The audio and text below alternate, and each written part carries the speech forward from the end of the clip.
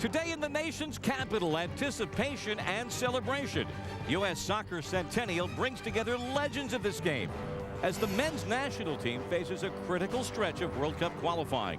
Major questions about its back line after a shaky loss to a skilled Belgium. Today, it is no easier in this friendly against Germany.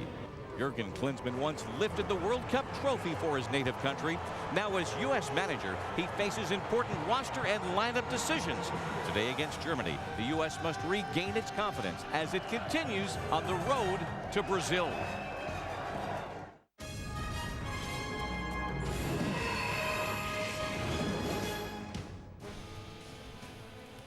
Appropriately, no venue has hosted the U.S. men's national team and these fans more than RFK Stadium. And today, in the centennial celebration of U.S. soccer, fans flock here to the stadium for the 22nd time to watch a friendly.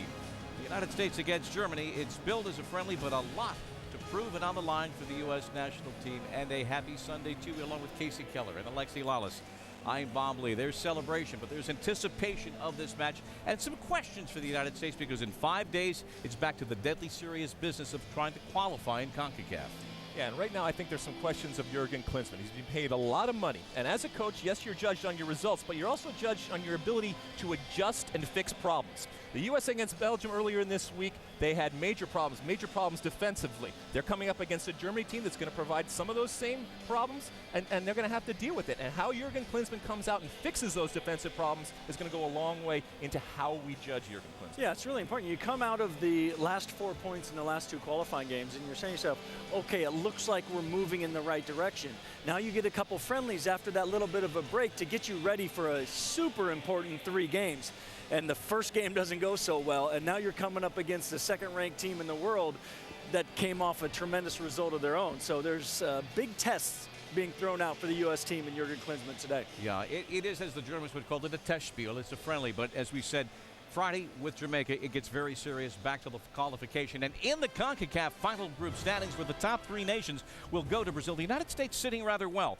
2 of their next 3 qualifiers are at home, but there are questions aplenty after what happened Wednesday night in Cleveland against a very strong and a very favored Belgian side. Problems on defense in the 6th minute. Tim Howard forced to make that save, and Kevin Morales putting it home, and early on a 1-0 Belgian lead. In the 23rd minute, equalizing here, Clint Dempsey's header, Jeff Cameron's first goal for the national team, and it was 1-1. But early in the second half, again, those defensive problems, the back line misplay. Christian Benteke is there to tap it in front, and Belgium takes the lead. They would not give up. And then Marianne Fellaini from Everton on the back post, putting it home. Benteke again in the 71st minute, making it absolutely around. And in the 80th minute, Clint Dempsey with a penalty able to pull back 1 goal, but it was a thrashing. It was 4-2 and left more questions unanswered, certainly on the back line. This was the defense, Alexi, that was so lauded in principle and in practice with that point against Mexico back in March in Azteca. Yeah, but in Azteca, they were all pulled back defending. Now, Jurgen Klinsmann against Belgium had them playing a much higher line. And when you do that, you compact yourself and you theoretically have less space. The problem is you got to have coordination, you got to have communication, and you have to have pressure on the ball. This ball gets switched, okay, but look at the flat back 3 in that case right there, and then no reaction at all. As I said, the coordination, communication has got to be there. This is ridiculous. Absolutely no pressure on the ball. That back 4, look at that, back door, thank you very much. You're going to get burned every single time. That cannot happen today. If there's not pressure on the ball and that back 4 sees it, they need to be able to back up. Exactly. You drop back to start with. You keep people in front of you, but then in the final third, there's no such thing as zonal marking. You have to have a man in that final third. Guys got caught ball watching. Guys were a little bit slow to react when things happened. Speed of play, speed of thought. It just wasn't there for the U.S. against Belgium. Well, that match on Wednesday in Cleveland, that loss in 4-2 was the final scoreline. The most recent history for the U.S. national team and for U.S. soccer. But this is, as we've said, the centennial weekend. This match today against Germany, 2 years in the making. 1913, the founding of the United States Soccer Federation, certainly one of the highlights of that first century. The historic win, Belo Horizonte, Brazil, in 1950, 1-0 over England, the inventors, the founders of the sport. Then in 1990, the beginning of that 6th consecutive qualification World Cup streak for the U.S. men's team going to the 1990 World Cup, and the dominance of the U.S. women's national team, winning their 2nd World Cup here in the States in '99, and just last summer in London, the 2012 Olympic gold medal. Last night, a chance at a gala for all the great names of the sport to gather and reflect upon what's been an amazing 20 years and really, upon reflection, a great century. Absolutely wonderful, and it deserves celebrating. Sometimes we don't think that there's a history. Right. There is an incredible history, and when you look back at the last 25 years, sometimes we like to kick ourselves for what we haven't done. But that's just kind of an American trait. It's why we want to be number one, and it's great. Except you also have to pat yourself on the back for what's happened. You look back at the last 25 years, absolutely incredible, unprecedented when you talk about the progress on and off the field of a sport and when you put it up against other sports and leagues around the world. And when you think you went 40 years before you qualified from the World Cup, you didn't have a professional league. The state of the game is very, very healthy right now. And what the Federation and what that generation of players were able to do, both on the male and the female side, to really lift this sport in this country has really been phenomenal in that time period. Well, that, of course, a look at the past, but Ian Darke looking to the future, these 90 minutes today, these 3 qualifiers this month, and perhaps some questions to be answered today against Germany. Yeah, big questions, and it's going to be a furnace out there, about 90 degrees. It'll be hard for the players. What was Jurgen Klinsmann going to do after the other night? Well, he's made 4 changes, and Taylor, one of them's quite a big surprise. Yeah, huge surprise. We're going to see Brad Evans at right back, and it's something that Jurgen Klinsmann realized in January, that his versatility and his soccer brains could help him make this change at the international level. It's one thing against Canada. It's another thing against Germany. He's going to be tested today.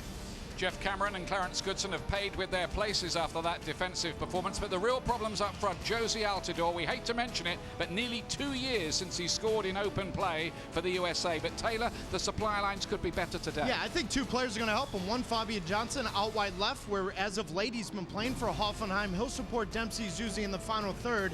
And over the last 12 to 14 months, we've realized the importance of that man right there, Michael Bradley. And everyone says it's his defensive responsibilities that help. I kind of disagree. I think it's offensively. When he wins the ball, he finds Zuzi, he finds Fabian Johnson and Dempsey to then help support Josie Altidore in that final third. A lot of talk about it being a depleted German team, and it is. The Bayern and Dortmund players aren't here, apart from Sven Bender, who is in the starting lineup today. But there are some danger men there. Draxler's supposed to be the next big thing. Podolski got a couple the other day. And this is supposed to be their B team, right? Yeah. I think the United States are going to have their hands full with these gentlemen.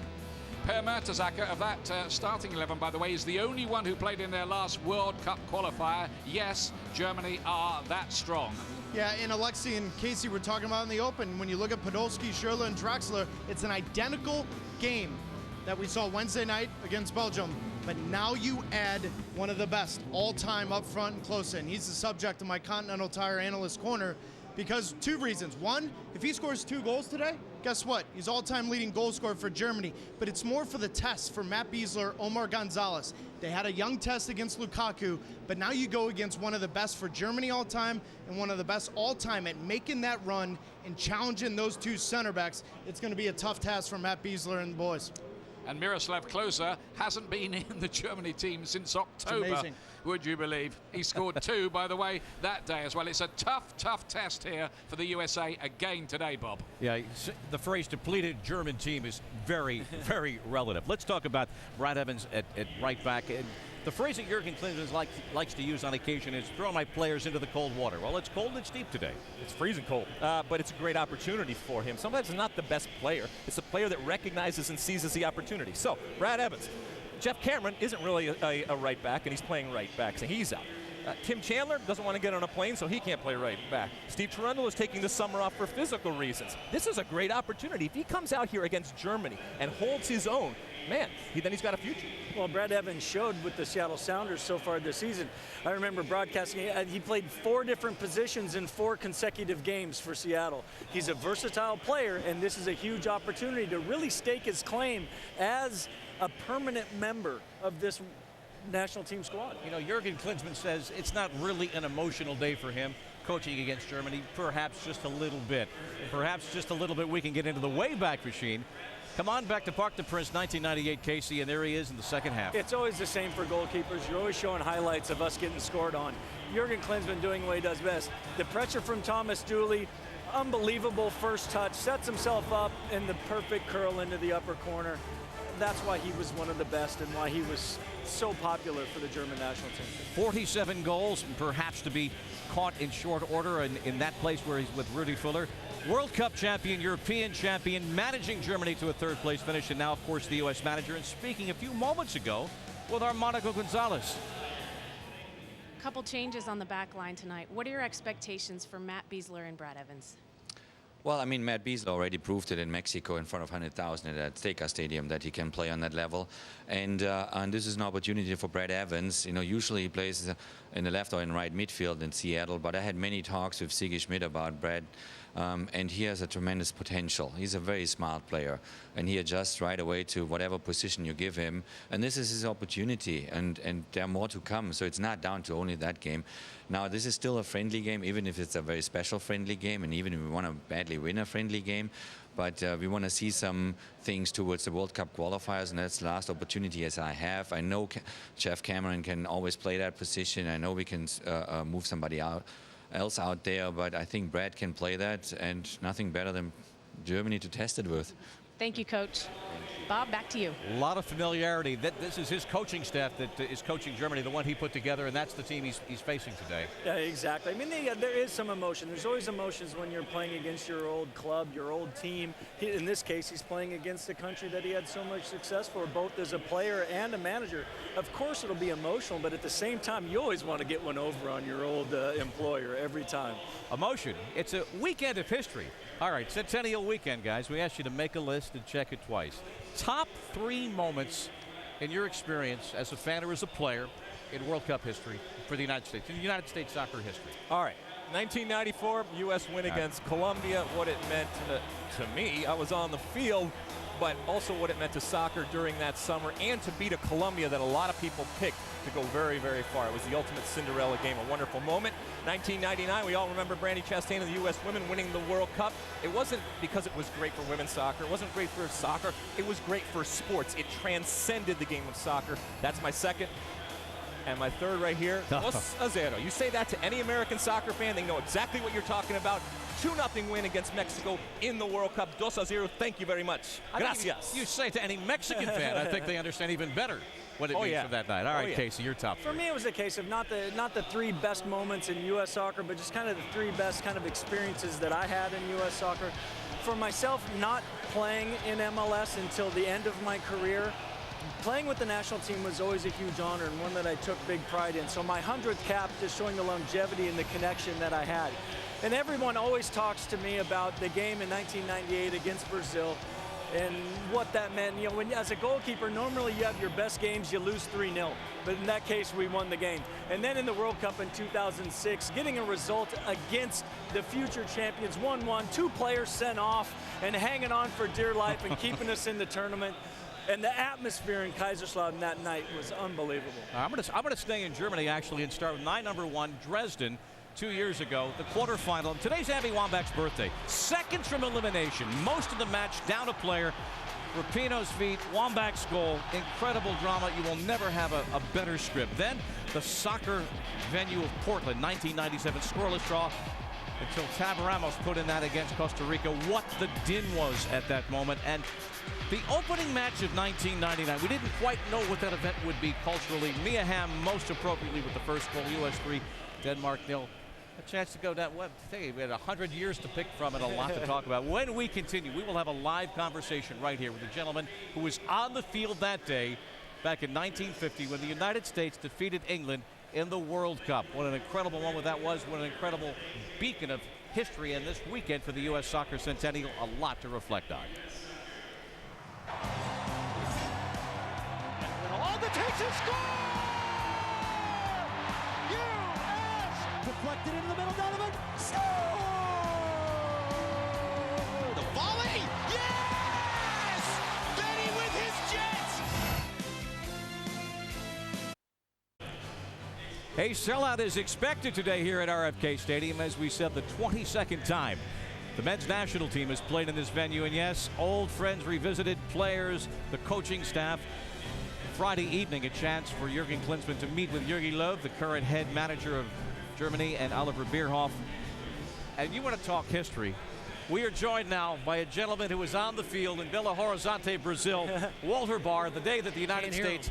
Walter, well, I know we're going to. Casey's going to relay the questions. I'm going to relay quite the loud. questions. But what does that win today mean for you? 63 years later. What does the win 63 years later mean to you today? I can put it under the category of ancient history, but we're ready for another victory. Are you amazed at the progress that U.S. soccer has made since that time in 1950? Listen, last night was the highlight of my whole time in soccer. That was terrific. And I think the present group that's running soccer now and the administrators behind it deserve a medal. They've made more progress in the last 10 years than was made in the 90 years before that. Of course, they have a lot of other things to help them, but money being one. Well, a lot of times we'll talk about that nowadays the kids don't understand of how hard it was. But you were back at a time when things were even more different. Tell us a little bit about what it meant and day-to-day being a member of the national team back then. I wish I was smarter to be able to answer that question. The prestige that went along with Olympic teams or World Cup teams or national team play was nothing like it is today. This was not a big thing. Maybe after the fact, we could stick our chest out and so forth, but whenever you went on the field, you say, hey, something can happen, we can win this. And if you're the favorite, you can say, hey, something can happen and we can lose that. And that's what happened with the English team. And I don't know how you can explain it. They deserve to win the game. We were lucky enough to steal it. Maybe we'll get another one, but we're getting closer to holding our own with all those top teams. Walter Barr, it is an honor to have you here. You're reaching out and touching history to shake hands with you. Best of luck and best of health to you, sir. Good to see you. Centennial weekend for U.S. Soccer. Walter Barr on the pitch in Belo Horizonte, Brazil, 1950. Among the stars in the history of this sport, and of course the latter generation. So many players to reflect upon. And I want to make it clear, we're about to put up an all-time modern era U.S. men's national team era selected by, and I'm going to put this disclaimer out there, our research department. You guys, Alexi and Casey, hands off. What your hands of all responsibility, but some of these names that, of course, have helped to write the history of the United States in the modern era from 1990 forward. All right, guys. They got this guy Keller in goal. Wow. I mean, I think who do you choose from? From Friedel, Miola, Tim Howard. I mean, I'm honored to be in that position. It's been a great competition for myself and for all the guys involved, and just a credit to the goalkeeping. One of these kids is not like the others here. You belong. You belong. I don't know. I don't know. And a midfield of Ramos and Reina, when they were healthy and together in their prime, incredible. And you saw up front, and I mean, you could get a barroom argument that would have any of these guys. Oh, and we on will. The team. And we're going to get a call from yeah. Ronaldo, Mr. Agus, Mr. Harks. They're all going to call. Friedel, they're all going to call. All part of the history of the first 100 years of U.S. soccer. The second 100 years begins today. And again, this match has been 2 years in the making. The invitation to bring Germany over, have them play. Back in 1999 in Jacksonville, Florida, Germany lost to the U.S. by a score of 3-0. It's a different situation today. A strong German team, not their best, but among their best players are here today. And a lot to answer for the U.S., a day of history. Davies in, Davies shot, Davies goal! Rugby's going to hit one, oh, I say! Absolutely magnificent from Michael Bradley. Donovan goes alone and scores. Oh, what a goal! Landon Donovan, tremendous strike for the United States. The United States has won the Women's World Cup. It will never be forgotten. Every time this team gets together, it'll be like we're Olympic gold medalists. The U.S. has won the 1999 Women's World Cup. This is America's team. Redemption for the United States. They've come back to win the gold medal. Women's national team program didn't begin to the mid-1980s, and the legacy is unparalleled in the world. Here's the, according to ESPN research, the women's all-time starting 11. Hope Solo in the nets, Kate Markgraf, Joy Fawcett in the middle, Brandy Chastain, and Christy Rampound. Look at that back line. You couldn't get through them. Oh, that's a good team. It's a good back line right there. And that's some serious attacking options. Look at that. Christine Lilly, Julie Foudy, Tiffany Milbert, Michelle Akers, who, what a skilled player she was. Of course, she's a Seattle girl. Of course she is, Bob. Gabby Wambach up front.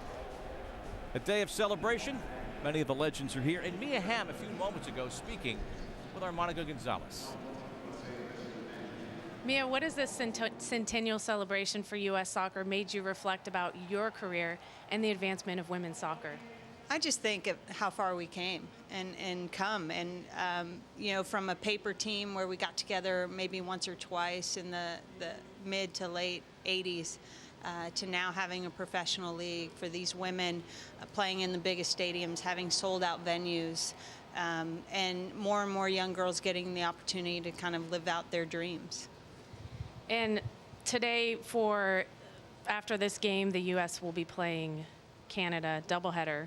First time since that crazy game at the Olympics. How much has the growth of that rivalry changed the landscape for women's soccer? Well, I think it's huge, especially, you know, your next door neighbor. There's always been kind of this intense rivalry, but Canada's gotten some recent results, and I think today's match, it was sold out, I think, within a day, if even that long, a couple hours. So the U.S. is going to have a stern test today, and they're going to have to play their best to play a very good, inspired, and committed Canadian team. Thanks for your time, Mia. Hey, thank you. Appreciate it. Back to you guys. Well, the U.S.-Canada match coming up after us this afternoon on ESPN News. If you're new to the game, new to the sport, twice World Cup champions, the U.S. women. 5 times the Olympics have offered gold medals in women's soccer, 4 times the United States winning. And go back to the final in Frankfurt 2 summers ago, which Japan won in the shootout, the most watched by a factor, guys, of 2-1. The women outrated the men in the all-time ESPN television ratings category, and twice as many U.S. registered players in this country than any other country, women outnumbering the men. And just a walking, talking history book of the sport. There's Eric Winalda. Players coming out and being recognized. What a chance to sit. I mean, old war stories certainly, but to reflect on the accomplishments and what these players have gone on to do in their lives. We await the appearance of the actual national teams. Well, you know, Jurgen Klinsmann talking about today's match and getting his team ready as, again, it's a sellout. The Outlaws on hand. So we showed tape to the players. We showed the defensive breakdowns. I showed them the videotape of what happened in Cleveland, but I also went back and showed them videotape of what they did well in Mexico. Object lesson bad, object lesson good. Yeah, and it's a little apples and oranges, but you have to be positive. Playing differently, though, right? Very, very differently. And I think when you're going out against this German team in a friendly, I think that Jurgen Klinsmann can afford to have his team go out there and try to play at least the way that he wants to play. Now, whether that can happen against a Germany... You've been talking about this for months, I know. Well, I think he needs to... We talk about being proactive and attacking. Right. I think that we need to see something against a very good team in terms of the way that they possess the ball. Michael Bradley coming back in, I think, is going to be huge for this team to have that rhythm and flow.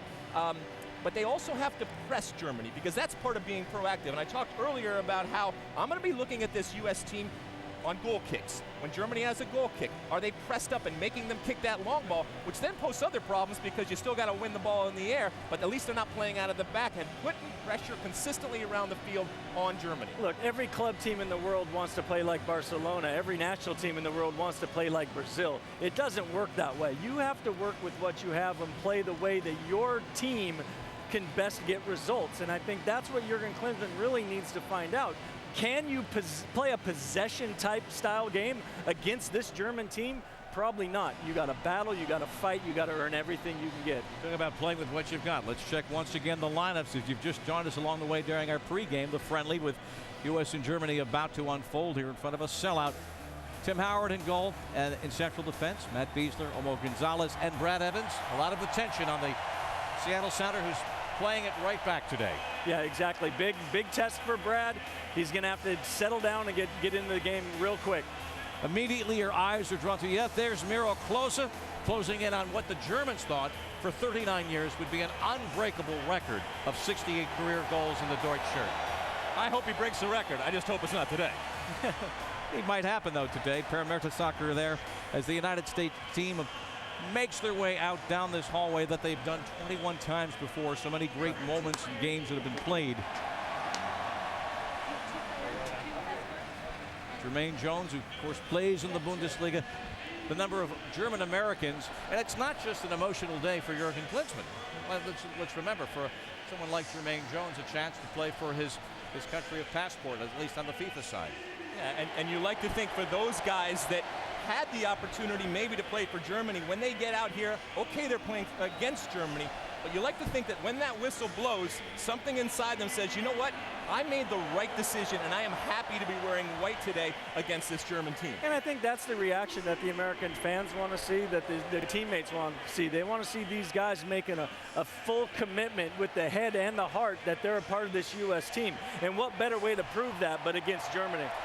And for this German squad today, it's not their B team, it's not their A team. We're going to call it their B+ team. You've got Klose out there, you've got Lukas Podolski, you've got tremendous young players like Sidney Zahm, who had a goal in his debut the other day, and you've got Julian Draxler, the number 8 for Germany, who has said, as Ian said earlier, the next big thing, plays for Schalke, all playing to impress Jogi Löw.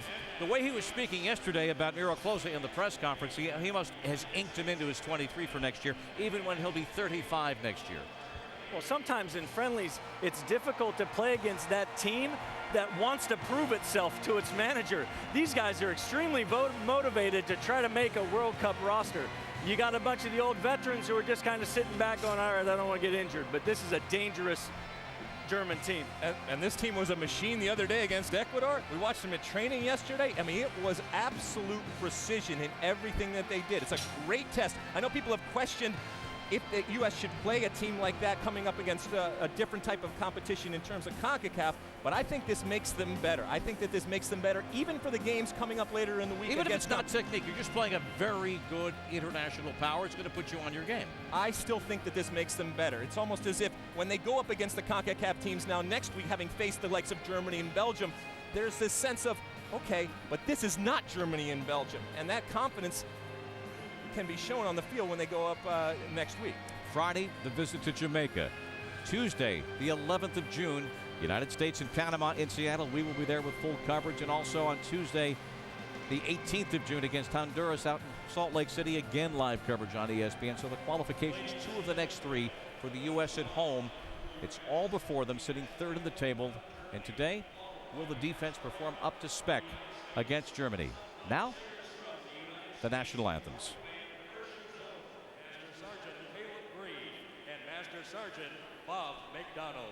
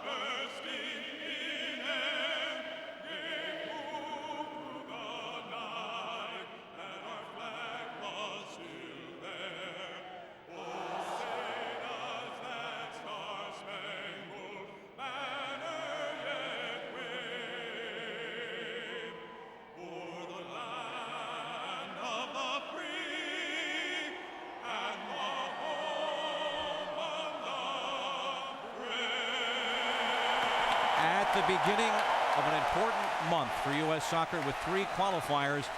Yes, it's a friendly, but yes, it could mean a lot and answer many questions. The USA and Germany, Ian and Taylor on the other side of the break.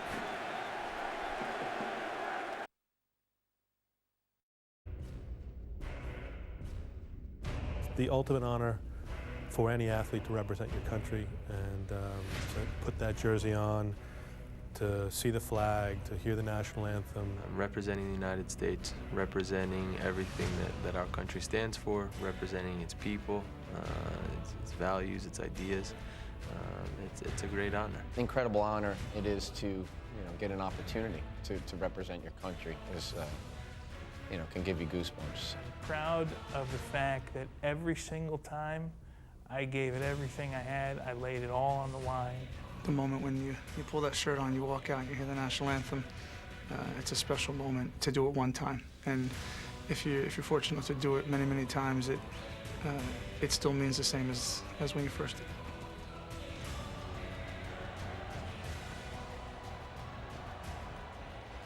This group of players hoping to make a 7th consecutive World Cup finals. Before the action here, US v Germany, there will be a moment's silence in memory of the victims of the tornado in Oklahoma. Ladies and gentlemen, please rise for a moment of silence. US Soccer, the Deutsche Fußballbund, and FIFA ask you to join us in honoring and remembering all of the victims and heroes from the tornadoes that struck Oklahoma recently, including Oklahoma youth soccer players Kyle Davis and Nicholas McCabe.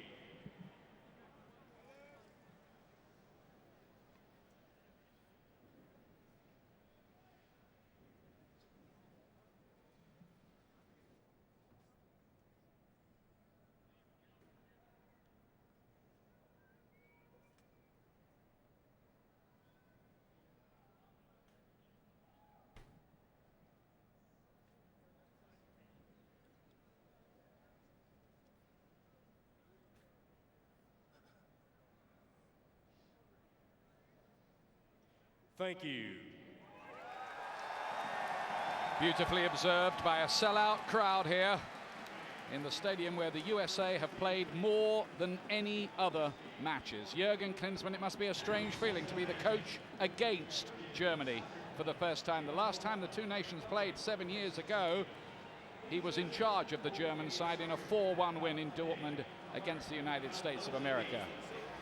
This week, he and Jogi Löw used to be the apprentice, the assistant to Jürgen Klinsmann before the 2006 World Cup. They were together then, they had dinner, and they were shooting the breeze and going back through the good times.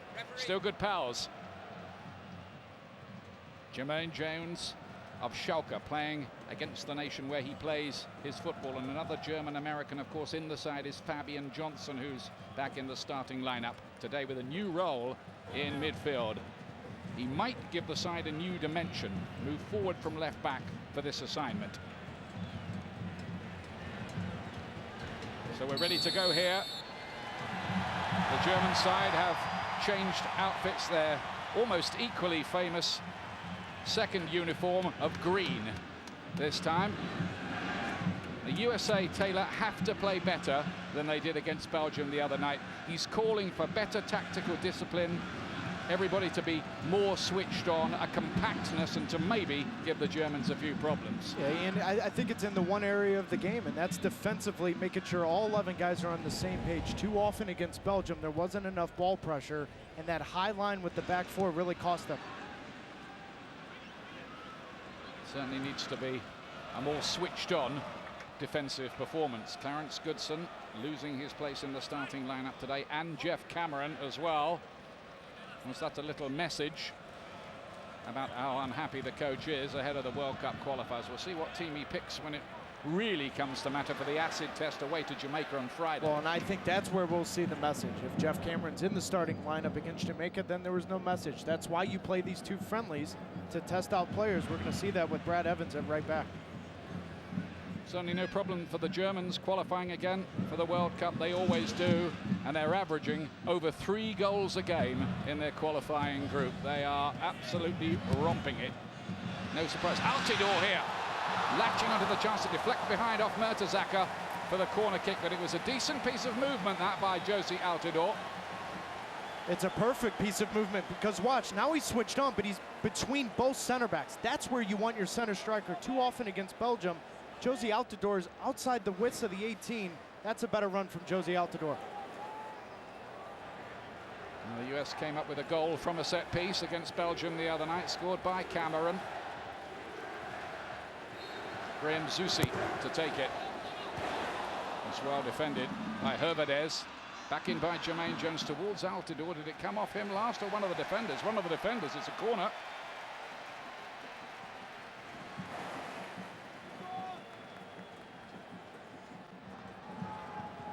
Well, the USA got through the first 9 seconds anyway. Not like Ecuador the other day, Taylor.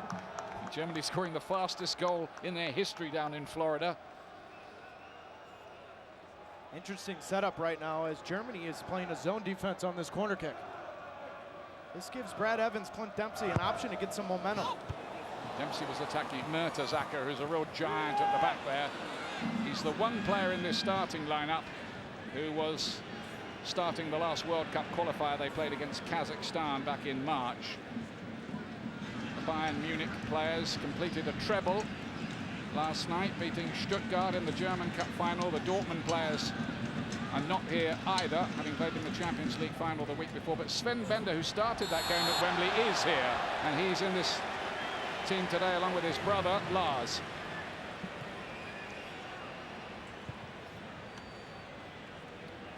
Michael Bradley, USA happy to see him back.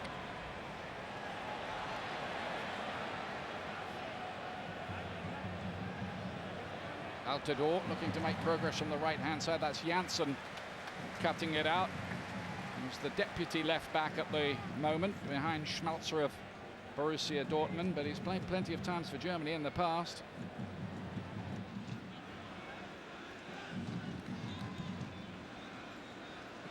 Big occasion, 100 years of US soccer. There it is, written in huge letters behind that goal, just to remind everybody.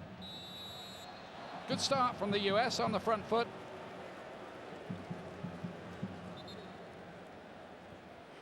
It's time to look at today's performance player, fueled by Gatorade. Who is it for you, Taylor? It's Fabian Johnson. We've seen him now at the left-hand side for Hoffenheim, and he's going to get into the attack with Josie Altidore more often than not. The one time he did that for the U.S., you were there. It was against Slovenia. They scored 3 goals, and he was very dangerous making that 3rd and 4th run out of the midfield. I think he can be a key factor today.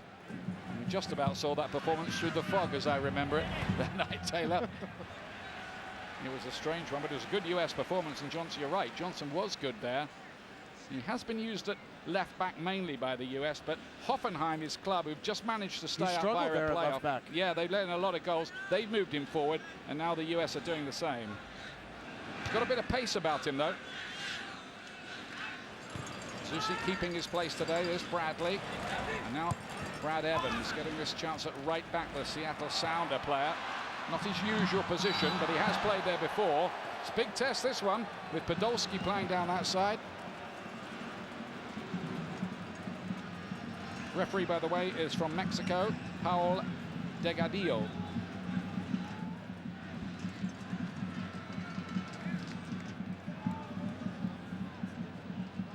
The US have only beaten Germany twice in history, both games within a matter of months in 1999. When Bruce Arena was the coach.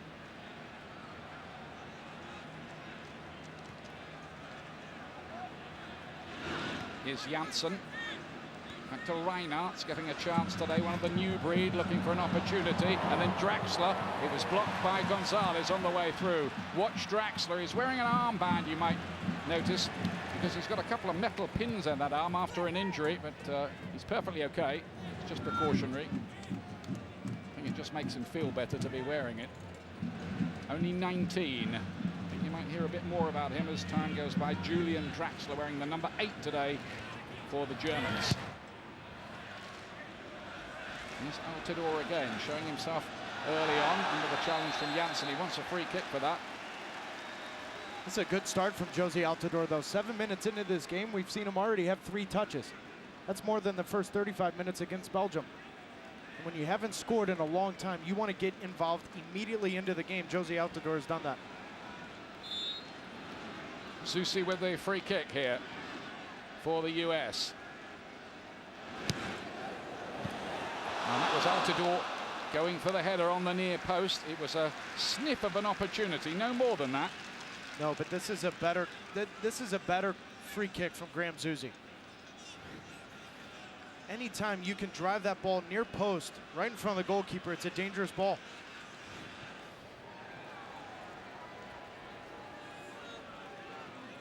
Thankfully for the players, it's not quite as hot as it was here yesterday afternoon when the United States team did a pretty fast-paced workout for about an hour. They played a practice match, didn't they, Taylor? Yeah, it's still warm here, and you're starting to see a little bit of it as Germany has pretty much gotten to the half field and allowed the U.S. to try to build up from the back. When it's this hot, you have to conserve some type of energy, and I think Germany right now, a little bit low pressure than what we thought.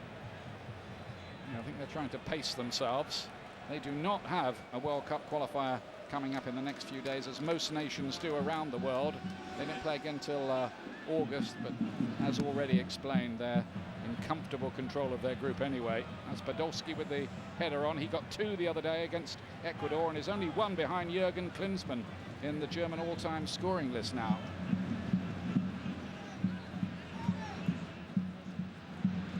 See, Ian, look at the line of pressure right now.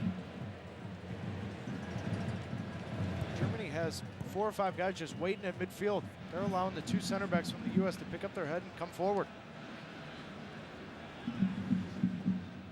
As this happens, as the ball keeps moving forward, now if you're Fabian Johnson and Graham Zusi, can you push high up on those outside backs from Germany? Let's see, here's Bradley. Perfect ball, wasn't it, to Zusi. Jermaine Jones, identified by Jürgen Klinsmann as one of the team leaders now in this side. It'll be especially important for him today to do well against Germany, for whom he has played in 3 friendlies. He's allowed to change because he hadn't played a competitive game for them. Draxler couldn't control it. Back in by Omar Gonzalez. But Ian, right there's a perfect example of the difference in the first 10 minutes than Belgium. Immediately when that ball is turned over, Josie Altidore, immediate ball pressure, and Omar Gonzalez is in the middle to clean it up.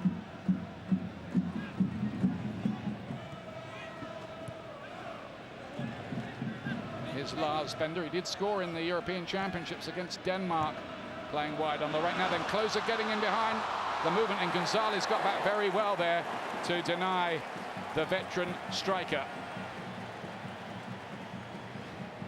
This is going to be the toughest test, is when Draxler drives into the midfield. You see Matt Biesler push forward. Omar Gonzalez, good recognition to take away that run from Klose. It's so difficult when that second forward or that midfielder is right in front of you as a center back, because both of you have to be on the same page. Biesler and Gonzalez, good job. There's a little sign, though. The Germans just suddenly changed the pace there. They got closer in behind. Mertesacker tried to flick it on the near post.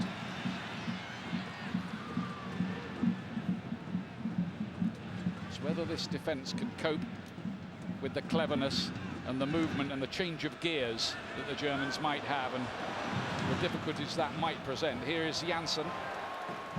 Stays in play for him. Gets in across. It goes an awful long way. Overde's messed it up. Mertesacker has put it wide. Massive chance.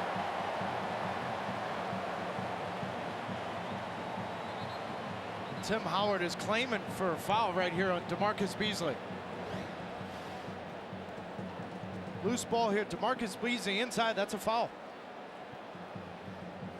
No foul was called. The United States extremely lucky for Mertesacker to miss the goal here, but that is a foul. Beasley had goal side position.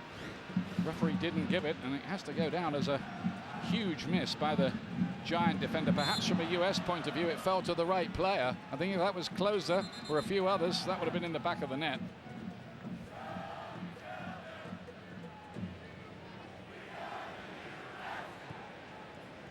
Here's Beasley, cap number 101. He reached his century the other night against Belgium. Congratulations to him for that. Jones wanted too much time. Klose pickpocketed the ball. Here he is again. needs 2 goals to become Germany's all-time leading scorer above the great Gerd Müller.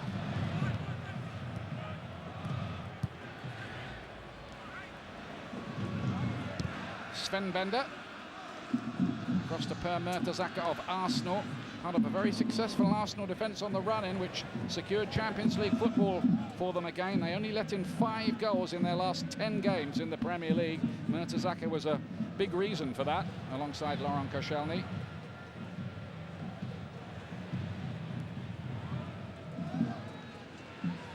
Captained the side the other night, Mertesacker. They've given it to Klose this time, and he's got more caps.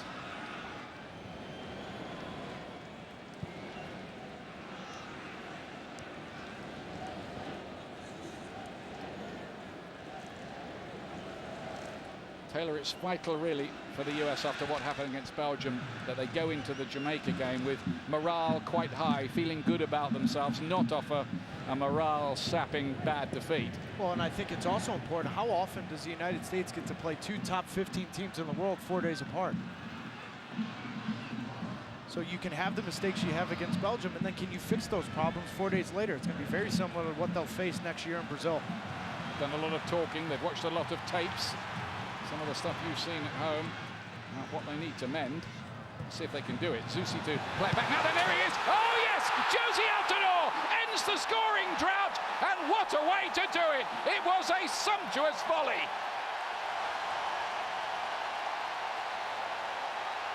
What a moment for him, Taylor. How sweet it is. His first goal with Jurgen Klinsmann as head coach from the run of play. And you saw it from the opening whistle. Josie Altidore was active.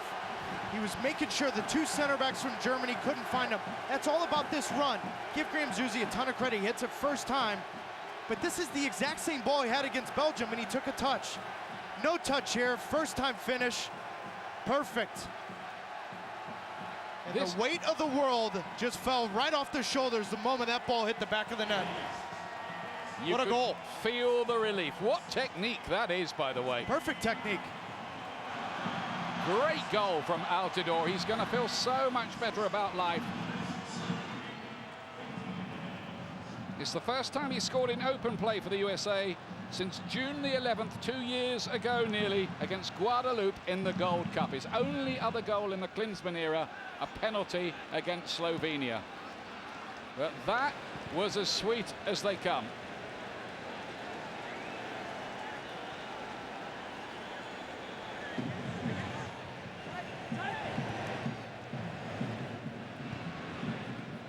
How did Germany respond to that? It is their first visit to the United States for 14 years since they were beaten. No, and you watch this run from Josie Altidore. Look, he's on the back shoulder. This is what you want as a center forward, because now Mertesacker thinks he's coming in behind. But that split second, look at that move. It's a little thing. Now you have the center back guessing, where am I as a center forward? That's a perfect run from Altidore. And Mertesacker got lost under the ball, didn't he? Completely. All the credit in the world to Josie Altidore for the manner in which he took that. He's full of goals for his club, as we've been explaining in Holland, but he just seemed to be in a rut for the USA. That has ended here. Oh, and it's dragged wide of the post in the end by Fabian Johnson. See, this is the kind of run we saw from Fabian Johnson against Slovenia. He has that understanding when he can get forward, he'll tuck inside. Now it's a nightmare for a back four to pick up your left-sided midfielder when he comes in the middle. Good run. Just a little bit sense of more urgency for Jurgen Klinsmann and his team the first 16 minutes, Ian. Yeah, because often in this game, you can take a mauling, it's how you bounce back. Or it often is, anyway. A lot of football left in this yet, mind you. Reinhardt's getting pressured high up the pitch by Jermaine Jones. That's part of the tactic. Oh, it's an own goal! That's gone in! You can't believe it! What a terrible mistake by Ter Stegen, the goalkeeper. And the US find themselves 2 up in 16 minutes. That was a nightmare. What was the goalkeeper thinking there? Extraordinary. Well, and at the U.S. training yesterday, we saw this. Look at Josie Altidore over here and Clint Dempsey. They wanted Germany to play a long ball from the goal kick. This is the reason why. Well done. Immediate ball pressure from Jermaine Jones. Now look at this. It's 3v3 out of the back, and it's a gift, but that's a gift started. You've earned that gift as the United States, and that's props to Jurgen Klinsmann, because all day of training yesterday, they worked on defending goal kicks. I think that has to go down as own goal. Marc-Andre ter Stegen of Borussia Mönchengladbach, because he did get a touch on Havede's back pass and only helped it across his line. What a terrible moment for the goalkeeper. Of course, he's one of those auditioning for a place he hopes in next summer's World Cup squad. He didn't do any favours there. Front two positions are filled by Manuel Neuer and Rene Adler. And there's a place for a third goalkeeper. It might not be ter Stegen if that memory lingers. Well, and it's interesting because a lot of people were probably watching the pregame show with Alexi Lalas and Casey Keller, and Alexi's first thing he said was, I'm going to watch how the United States defends goal kicks. That's why. I mean, yesterday they trained for an hour and a half. 20 minutes of that was setting up defensively when Germany had their goal kick. Paid off there. And I get it, it's an own goal. So let's say they take the long ball, but now you're playing in the defensive third of Germany. Never can tell with this game, can you? What odds would you have got that the US will be 2 up in 16 minutes?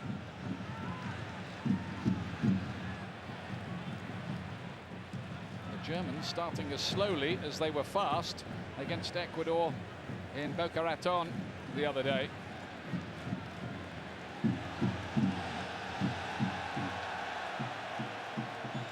Yesterday morning they enjoyed the sights of Washington, including going to see the White House. I'm not quite sure they're enjoying the visit quite so much at the moment. Draxler turns it inside. Reinhardt helps it forward. Sven Bender inside. This is a promising looking attack. It's Schürrle. Dangerous play. It's Schürrle! Oh, he can't finish it off. The man who's about to join Chelsea had a wonderful opportunity. Oh my goodness. Tim Howard's having words with DeMarcus Beasley and Matt Beasler right now, because this is not what you want if you're the Americans. At some point, Matt Beasler has to come over and support. That is too long. When DeMarcus Beasley gets beat immediately, Matt Beasler has to be there. U.S. have dodged a bullet here. 20 million pounds for that man, huh? That was worrying, though. It was almost a case of the disappearing defense, wasn't it? Good run by Schürrle and all that, but the challenges weren't too stiff. Havedes. Everyone looking to restate his case in this German team. There have been a few critics back at home, apparently. We were learning yesterday about Germany even coming here at all without their Bayern Munich players and their Borussia Dortmund players.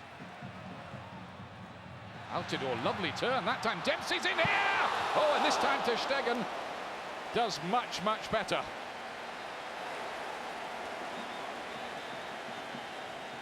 You haven't scored a goal in over 2 years from the run of play. Let me tell you what it does for you. The weight of the world's off his shoulders. Great turn, perfect first touch. Josie Altidore's a different player just by scoring that goal early. That's the job of a target forward. Hold on to that ball and knock it off for your runner out coming out of the midfield. Great effort by Dempsey. Learn a hard lesson himself after some promising displays the other night, giving away one really against Belgium. He'll put his hands up to that. Zusi towards Dempsey.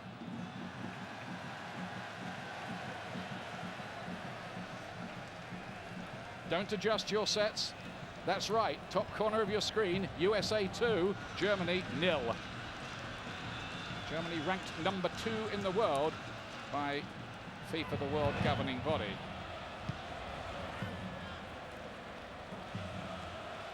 Some confusion over the United States ranking. It is number 29.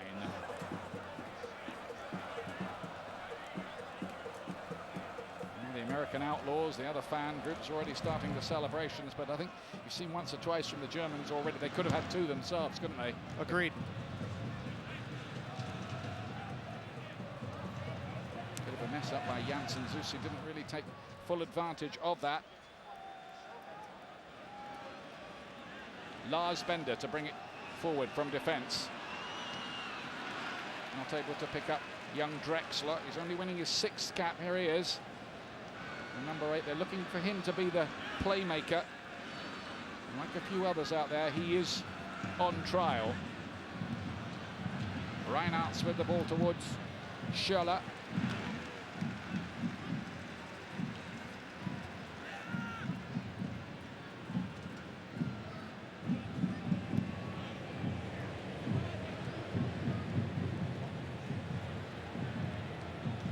All this part of a massive month for the United States men's national team.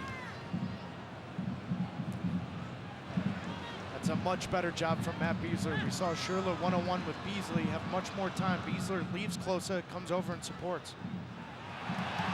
Dempsey did well. Altidore is trying the shot now, and this time Ter Stegen fell over. The ball was way, way wide. But the goalkeeper at the moment is very, very nervy.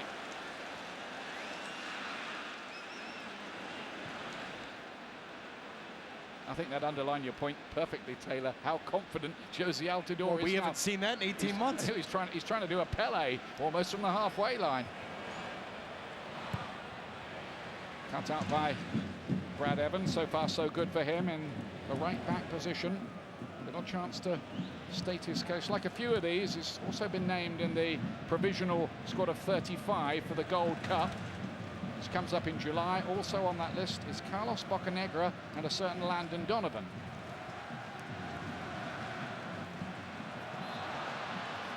Foul by Besler, free kick.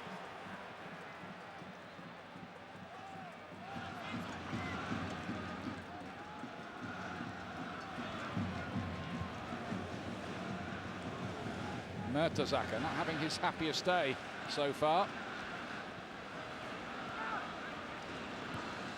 Reinhardt's lovely ball through, it's close up, and it's 2-1, but the flag is up. It's offside, it won't count. Denied the goal that would have put him level with Gerd Müller.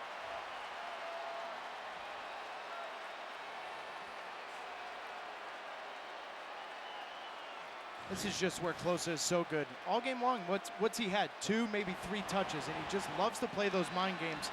But that is because that back four from the United States is on the same page. Brad Evans to Marcus Beasley looking right across the line, staying him offside. Well done. Yeah, he was about 1.5 yards off, wasn't he? Definitely got that right, the officials. Incidentally, last month, just to show he's still full of goals, Miroslav Klose, playing for Lazio against Bologna, got 5 in a 6-0 win.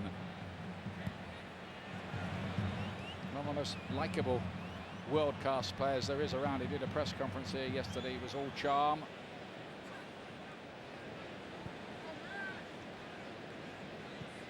Jermaine Jones to Josie Altidore.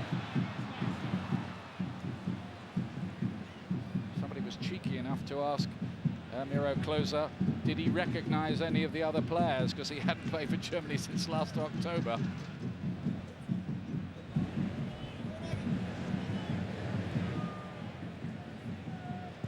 Reinhardt's looking to choreograph the play and finding Podolski. Here's some work for Brad Evans to do, and he does it too. Janssen loves to attack from left back. He's almost like a left wing back at times. Well, and for those that thought nerves would be a part of the first half for Brad Evans, no chance. Every single time that ball's gotten to Podolski's feet, immediate pressure from Brad Evans. Janssen inside, laid off by Podolski to Draxler. It's good tracking back. Dempsey's working so hard. He's given the captaincy to lead from the front, be the inspiration.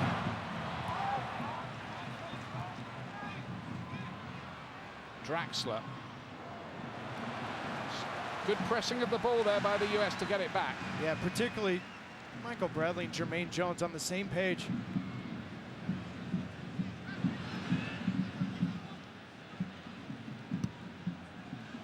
Marcus Beasley with the long ball towards Fabian Johnson. German players, of course, will know all about him. He plays in the Bundesliga himself for Hoffenheim. He will be staying in that division as well. It was a close run through. They had to win a playoff game against Kaiserslautern from the 2nd division. 2 games to be exact.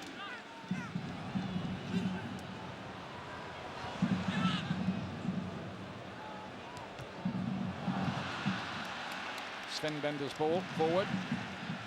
Quite interested. He's the only Dortmund player who's come to be a part of this squad. I'm guessing because that's because he really wanted to, didn't want the break that was being offered those players. It's only his 4th cap. Maybe that's the reason. He wants to state something to Jogi Löw as the US break here with Jermaine Jones. Tries to slide it in behind to Altidore, gone to the back post. It's a misunderstanding. It's a misunderstanding, but Josie Altidore made the first run was the right one, and that's what Jermaine Jones is unhappy with. On Josie's goal, he ran on the back post. Now you've got Mertesacker guessing. He has to come in front of him there. Jermaine Jones saw it. Has to be said, it would be a notable scalp for the US to beat Germany, friendly or not. Remember, the Jürgen Klinsmann era has already featured a historic away win in Italy and an equally historic one in the Azteca against Mexico. In the beginning of this game reminds me a lot of the US-Germany game in Jacksonville in 1999. It's a 3-0 win, and it was just one of those games where Germany missed a couple early chances and the United States buried it. Claudio Reyna, Tony Sané, Jovan Kirovski getting the goals on that occasion. Draxler pulling it forward, and Podolski got him behind. He did well there, Brad Evans. He had to win that one.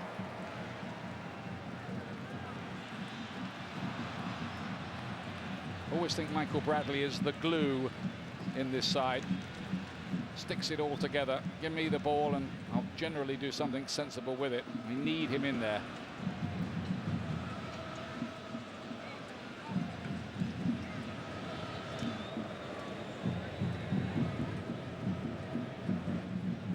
On what is a very sultry afternoon in the nation's capital.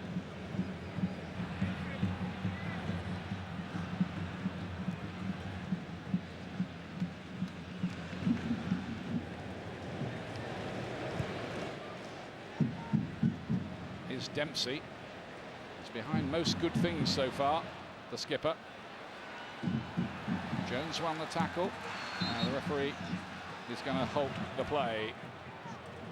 ESPN's presentation of US soccer is brought to you by AT&T. Rethink possible.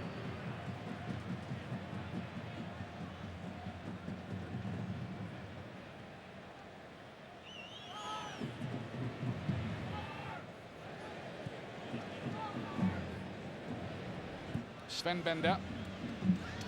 Another test for DeMarcus Beasley up against Schürrle today. He's had a few lately and he does well there, learning the left back position as he goes along and learning it pretty well so far.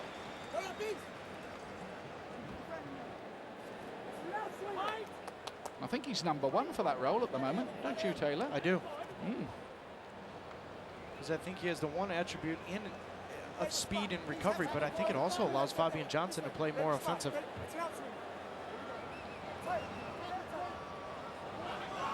Draxler with the corner for the Germans. Easy one for Clint Dempsey to get away.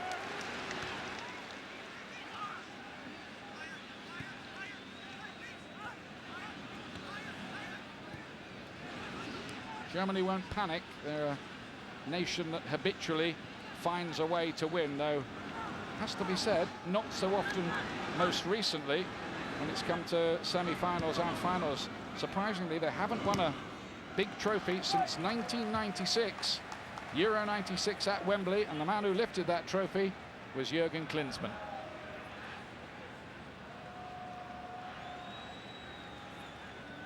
And Oliver Bierhoff got the golden goal that day, and he's Jogi Löw's assistant now. And he's going to stay, despite one or two newspaper reports in Germany suggesting otherwise. Podolski to cut it back. Here needs to be one. Beasler got an important header. Draxler with the header. Howard elect to punch it away. Jones with a slightly panicky clearance after that, but Dempsey's picked it up.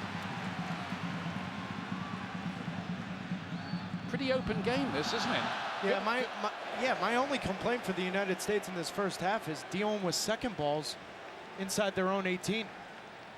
2 of Germany's 3 chances have come from defending not the first ball, but it's the second one. We saw it early on. Mertesacker missed it wide, but it's that second ball in the 18 that's caused problems for the Americans. Everybody has to be on red alert back there. It's a case of putting out fires, isn't it, and realizing where they might break out before they do. It's a loose ball that time from Brad Evans.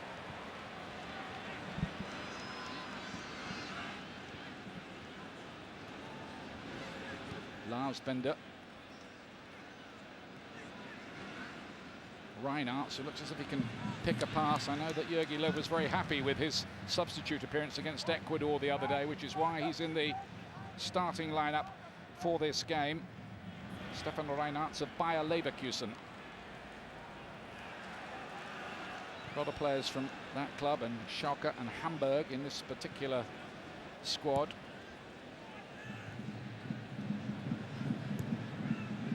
Sven Bender's ball forward. Klose are not getting that much service so far.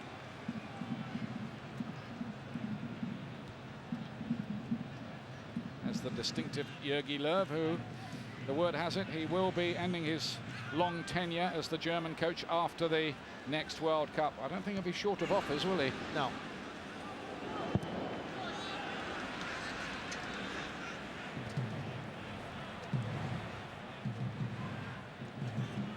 Schürrle. See, now you're starting to see the heat, Ian. You're starting to see the heat of this game pick up. This game has slowed down tremendously in the last 5 minutes. Yeah. I was about to say they're conscious of that, aren't they? I think the players out there that they'll need to pace this. It is a very sultry afternoon. That might be an understatement.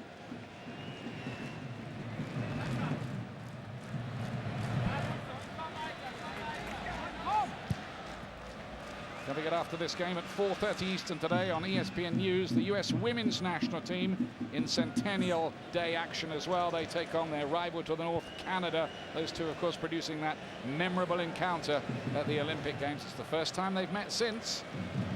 Julie Foudy and Adrian Healy waiting to bring you that one later.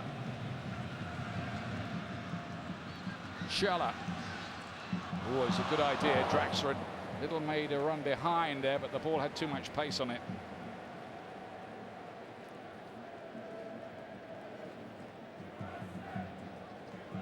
Teller, I'm just wondering whether this German team is going to suddenly change gear at some point in the second half here and really turn on the turbos a bit.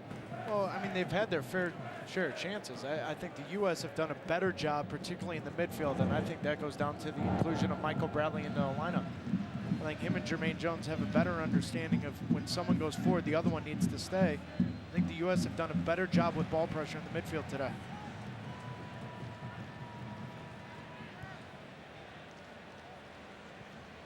Bradley, nice 1-2 with Dempsey. Here he is again. Zusi. Needs to be the right delivery now.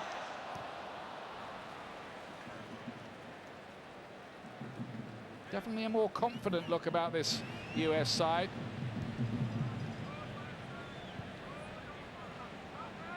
A lot of critics after the 4-2 defeat against Belgium, and there were certainly errors and it wasn't the greatest display, but they were up against a very, very good team who I think will give a lot of other sides problems.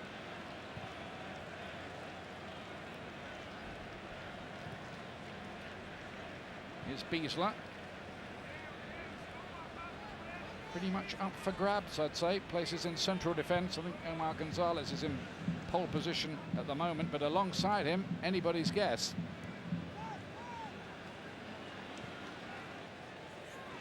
Beasley.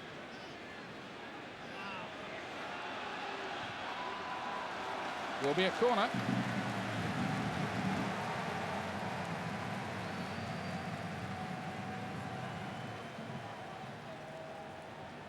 Well, the requirement was an improved display from the US, and that's exactly what we're getting so far.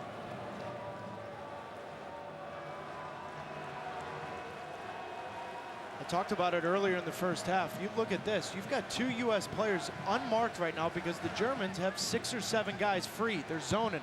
That gives those 2 gentlemen momentum. They can outwin those head balls.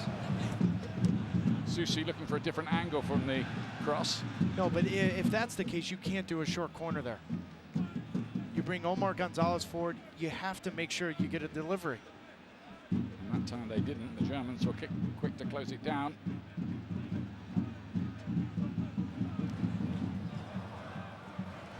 See, now all that short corner and stuff, you have a set piece in your favor, a corner kick in your favor, and that's what you get out of it.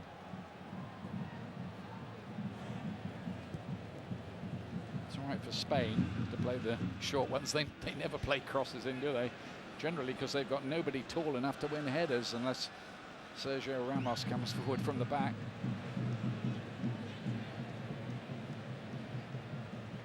Schürrle looks like he'll be wearing the blue of Chelsea next season. Deal seems to be agreed, if not signed yet. Looks like he'll be coached by Jose Mourinho there, so I'm guessing he must have okayed that deal. Though you never can quite tell at Chelsea. No, and it also looks like that De Bruyne will go from Chelsea to Leverkusen as part of that loan. Yeah. I'm not sure Schürrle is that much better than De Bruyne. Well, that's the argument, having seen them both in the last few days. Wow. Doesn't matter what we think, does it? No, of course not. We're not doing the signings.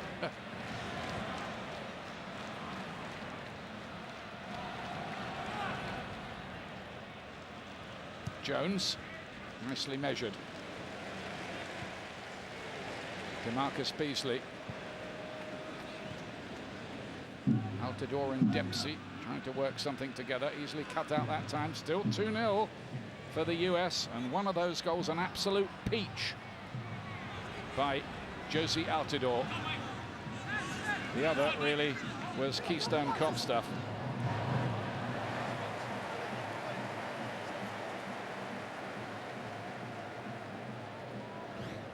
It's very difficult when you haven't played right back to make that understanding of when to defend that overlapping run. Brad Evans has done this 3 or 4 times in the first half. Big examination. I'm sure in his mind he's thinking this is the biggest game he's probably ever played, even though it is a friendly. Well, arguably, it's out of his position. That was his header away as well, by the way.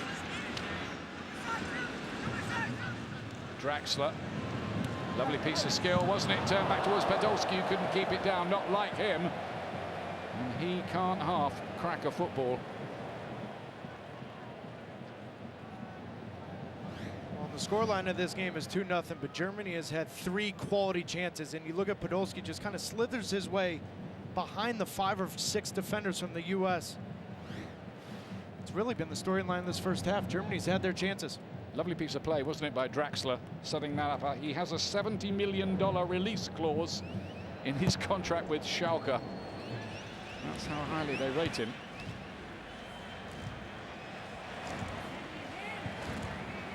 Altidore. Fabian Johnson, almost invited to line one up. Zusi's cushion, ball forward. Jermaine Jones getting through a stack of work. Corner.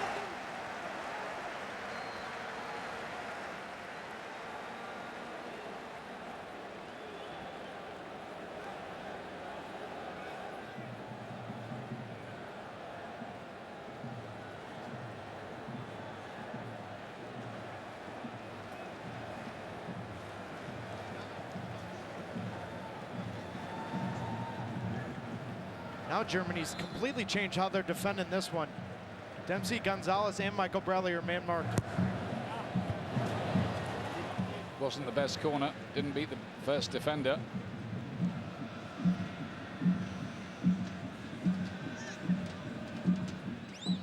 Beasler's ball forward, not accurate enough, and possession rather surrendered.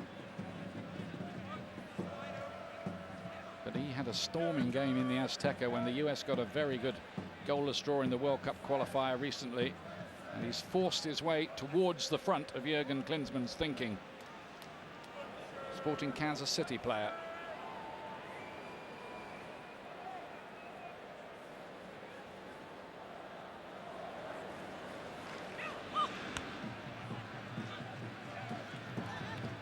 Bradley and Dempsey and Altidore. That's too long though for DeMarcus Beasley.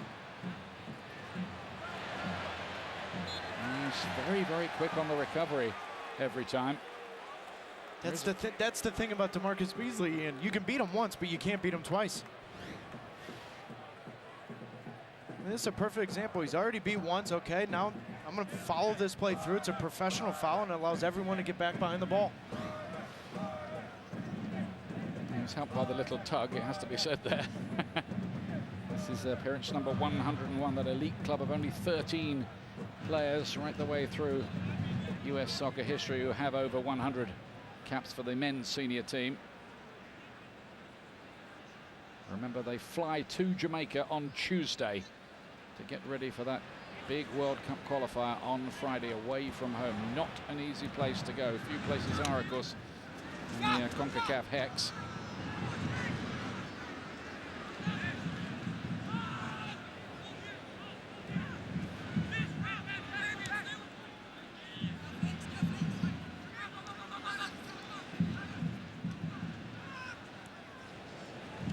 No particular hurry from the Germans. Here's Mertesacker, who missed that big chance early on to put Germany ahead. Sven Bender. Here's his brother Lars. They've worked that well between them. Sven Bender to cut it back again, and Omar Gonzalez is in the whale. Always eat those up. Schürrle's come out to the left-hand side, his more natural habitat.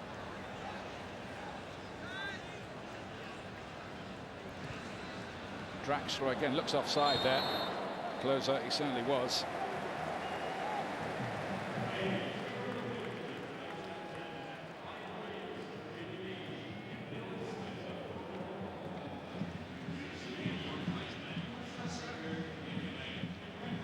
United States team here looking to make it a happy 100th birthday for US soccer in this landmark game. The first US men's game, by the way, wasn't back in 1913. It was 1916 in Sweden, a 3-2 win in Stockholm. Not bad start. Away win in Europe. What an event last night as well. Oh, yes.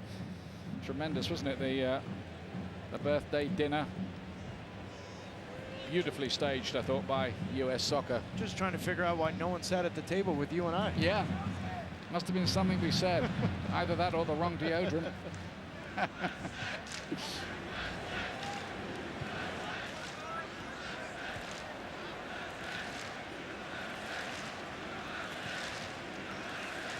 Remember, a whole raft of substitutions likely later on here. Just the way of it with international friendly matches. Germans would love to get one back before the break, though, to have something to bite at. Here's Marcel Janssen. Now Andre Schürrle. Janssen not picked up really by Zeus. He got behind him very, very easily. Beasler got it away. That was alarming, really, how easily the US defense was unzipped on that side. Get up, get up, get up. Keep going, keep going.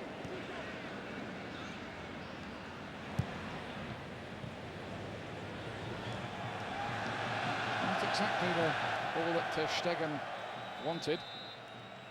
He's certainly being a central character in the drama, and the drama has ended for the moment with the US in an improbable 2-0 lead. The big story here, Josie Altidore breaking a long scoring drought with a sumptuous volley into the corner of the net. The second was an own goal. So far, very happy 100th birthday celebration for the US, but there's plenty of life left in this yet. 2-0 to the US as we hand it back to Bob. Amazing first 45 minutes here with Casey Keller and Alexi Lalas. Josie Altidore in the first 45 minutes of this match has more shots than in his prior 4 national team appearances combined. Four shots. Great first 45, but just as the sky wasn't falling after the horrible performance against Belgium, it's not as if the U.S. team is going to go win the World Cup after this 45. However, I've been very critical of Jurgen Klinsmann for not living up to this proactive approach that he has promised. But this first half, from the very first whistle, tactically, he had this U.S. team come out and pressure Germany. He out-Germaned the Germans, all right? And it resulted in the goals. That is important First 45 minutes, great. Let's see how they finish off this game. Bradley's back. Evans looks good at right back. Yeah, it's made a difference, no question, but you've also seen 2-3 opportunities that the Germans created. Something that the U.S. has to be still a little bit careful on. There's a little overcommitment to go out wide, allowing to come inside, get some good shooting angles. Fortunately, one of them fell to Mertesacker, a center back. But you would have thought that Schürrle would have finished the chance that he had, and it would have been a whole different ball game right now. But on a day of planned celebration for the first 100 years of U.S. soccer, there could be another celebration in the works for what is unfolding here in RFK Stadium in the 13th minute. Zuzi's feed. Altidore puts it home, ending a long 2-year scoring drought. Much to come at the half.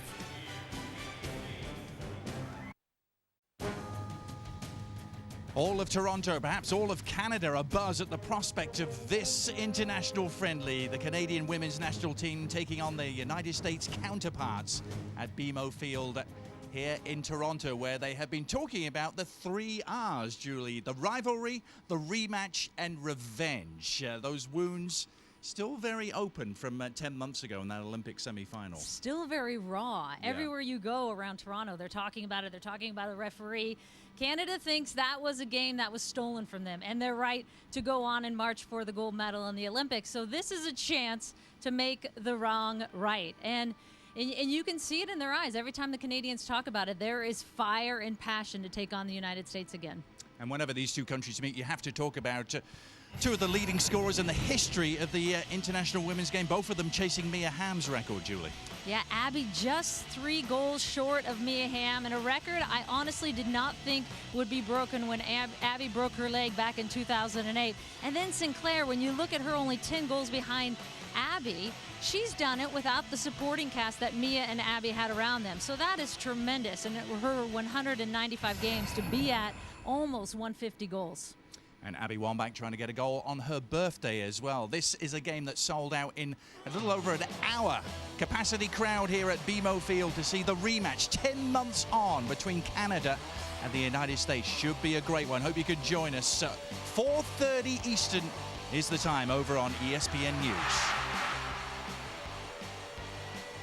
And Adrian, that's right after we finish up here with the USA and Germany. And a reminder, Tuesday, June 11th, it's a doubleheader on ESPN of World Cup qualifying in CONCACAF. Mexico against Costa Rica, and then we'll be hosting that match from Seattle, and then swing right into, from Seattle, the United States and Panama at 10 o'clock Eastern time. What is unfolding here in the nation's capital with the scoreline going around the world at the break? USA 2, Germany none. Casey Keller, Lexi Lawless, Bob Lee. The last time the United States led a top 5 FIFA-ranked team 2-0 at halftime. Confederations Cup final 2009, 2-0 lead on Brazil, of course. It was in Brazil. Brazil awoken, won the game 3-2. But what you brought up before about out-Germaning the Germans. Precision, technical precision, a vision of what they want to do, and having Bradley back in the middle certainly seemed to calm things down. Yeah, the additional personnel and quality personnel of Bradley coming in is good, but I think the ability to dictate what the opponent does with your tactics, that's what I mean by proactive, and that's good to see. From the very first whistle, the ability to push up, let them play to the goalkeeper, and then if they want to keep going right down and trying to play on the back, fine, but that was opportunities that they gained, and that's why they're winning 2-0, and then they started to pull back a little bit, which is okay, you're up 2-0. As far as Josie Altidore is concerned, I love the fact that he scored the goal, but I like it even more that he's being involved, he's showing, he's holding the ball, he's playing simple, and he's involved in the game constantly. I was a little bit surprised by Germany early on. I mean, the U.S. got it perfectly right. Go press them, make them uncomfortable. This is a young German team. You have to admit, and because of that, they fell into the trap. If it's not on for you to play it out of the back, then you got to play it long and you got to be safe. U.S. took advantage. I don't think that'll happen in the second half. No, we saw the sparks, the suggestions, those moments when the Germans had their opportunities, unable to capitalize. And of course, the atrocious own goal for Germany as well. It's 2-0. We've got the halftime highlights in just a moment.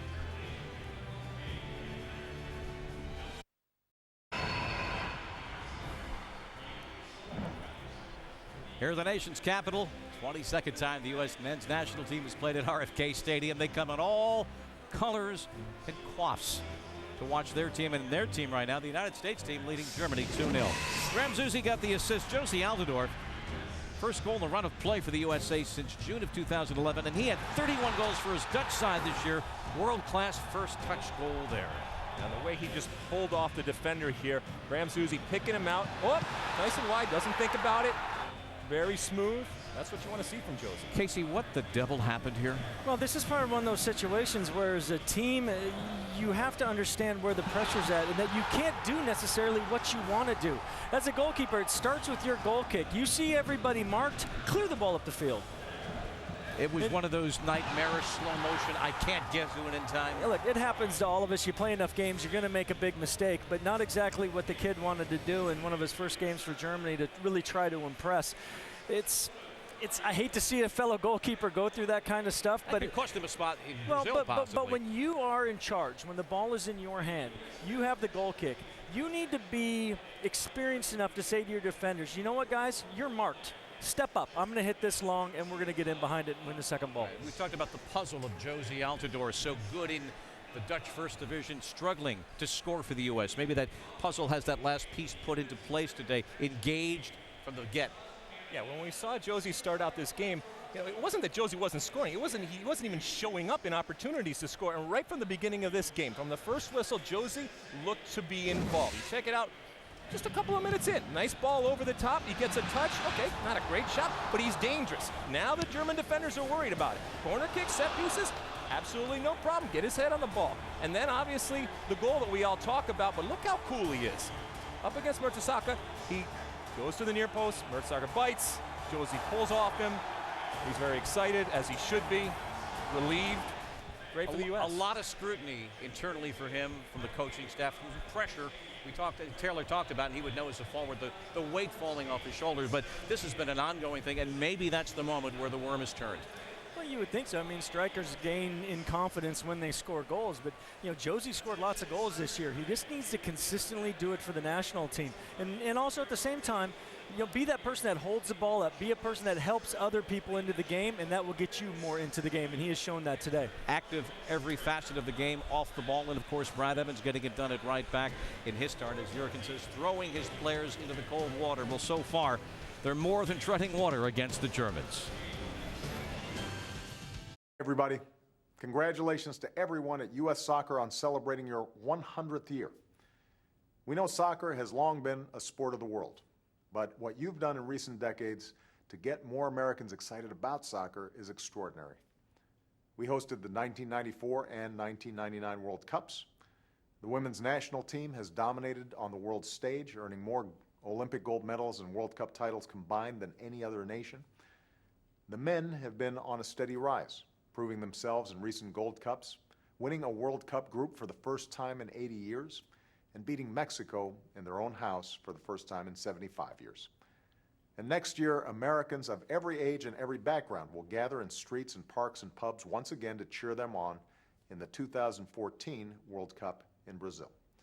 So I just want to say congratulations and thank you for all you've done to inspire millions of kids to play soccer all over the country, keeping them healthy and active, and maybe even preparing them to shine on the world stage themselves. Good luck to Team USA in this year's matches. We're all going to be rooting for you. And the action just underway for a couple of seconds there on this special day in a sultry Washington, D.C. United States playing well, and 2 goals to the good here against Germany, who've made a few changes here at halftime. Mertesacker is one of those who's come up. They've put in young Volscheit to play at the back there. Only his second cap, one of those who made his debut the other day against Ecuador. He plays for Bayer Leverkusen. I say a youngster, he's 24 now. Former under-20 international. So he gets a chance in there. Reinhardt, who stays on the pitch.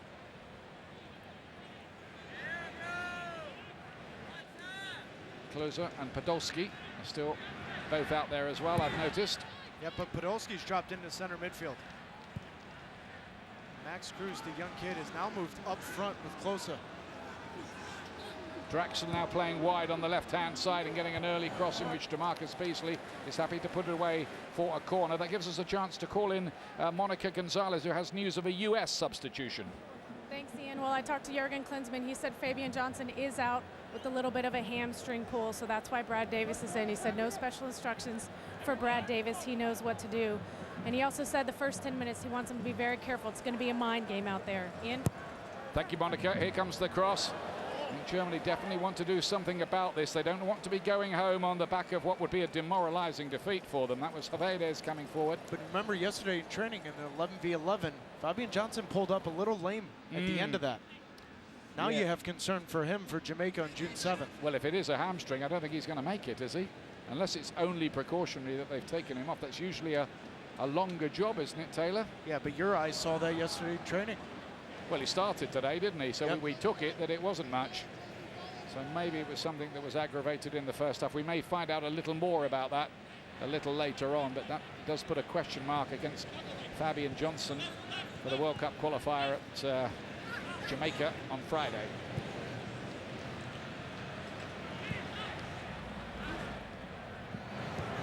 Germany haven't lost to the USA since the Confederation Cup in Guadalajara back in 1999 when Joe Max Moore and Ben Olsen, well known in this stadium, got the goals.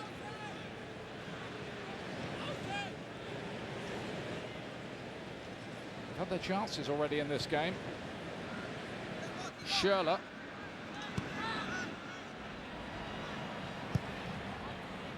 think they probably went in at half-time to meet a quite angry Jogi Löw. Wouldn't have been happy, would he? No, but on the other side of things, they had 3 quality chances. Didn't take them. Draxler with a very loose pass indeed, led in Dempsey.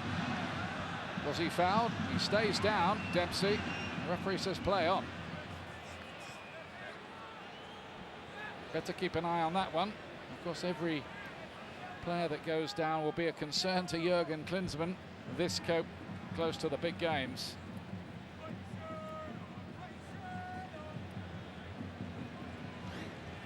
It's a better sight.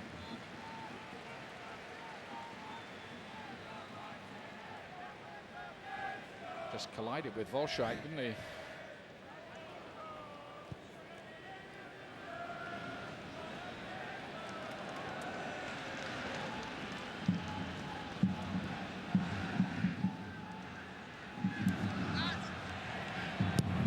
Javedes has gone to right back before he played the other day against Ecuador in the 4-2 win. Brad Davis taking the place of Fabian Johnson on the left of midfield. Here's Jones. Looks to get Zusi, and he got a head on that too, on the rebound. Volscheit does the covering. I wondered if they might sub the goalkeeper at half-time and give Ron Robert Seeler a game. He hasn't had one yet on this US tour. Ter Stegen stays in goal for the moment. This is one of the substitutes. Aogo back to Draxler. Schürrle here, danger. US gets it away in the shape of Jermaine Jones. Comes straight back again though, rather worryingly.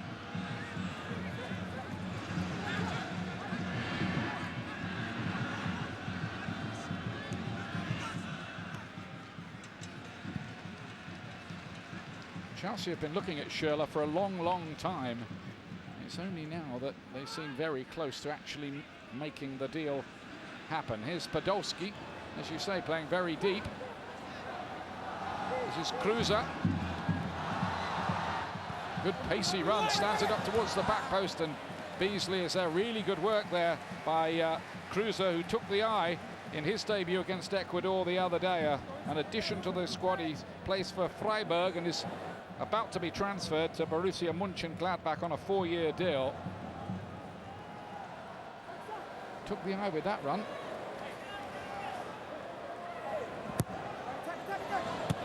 And there's a goal straight away. The Germans are back in it. And it was Westermann, the substitute, up from the back. Uncontested header, it looked like. Well, in U.S. going into halftime, when was Germany going to wake up? Well, they woke up at halftime. And the U.S. has to be extremely careful here because when you're up 2-0, you can get a little sloppy and slow, and they have not come out with the same urgency, and this is just too easy. Westerman loses Omar Gonzalez's mark, way too simple. Omar Gonzalez overcommits himself to that near post, and that's a simple finish. Heiko Westerman of Hamburg with what is his 4th international goal. He's been out the picture the last 2 or 3 years, Westerman. Back in the squad in the last World Cup qualifier, and coming up with a goal here. And it's going to make this quite a long half, I think, for the United States.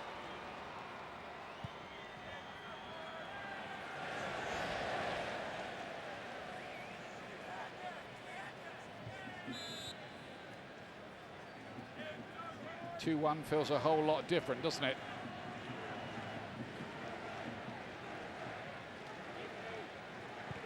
Jones, it was a very loose ball. Schürrle was so surprised that the ball skipped over his foot. Now then, DeMarcus Beasley cutting inside and couldn't quite finish it. It was a great run by DeMarcus Beasley. He's taken an injury for his pains. And this is perfect recognition from Beasley, because Brad Davis is out wide on the touchline. Now he's got him one-on-one, no problem.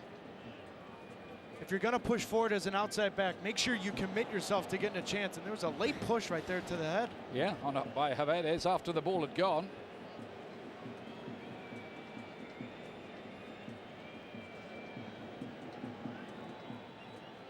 This is what happened to him. Oh, and it just looks like accidental. From Javedes, looks like collides heads with DeMarcus Beasley. Yeah, shake of the hand between the two players. It's good to see that the German delegation were special invitees and guests at the big gala dinner last night. Kruse. Second cap for him, out to Schürrle, who was full of goals when he first came into the German side. Javedes. There's a different feel about Germany in this second half. They've slipped forward a gear or two. Yeah, but what they've also done is leave some pockets of space for Brad Davis and Graham Zusi on the counter.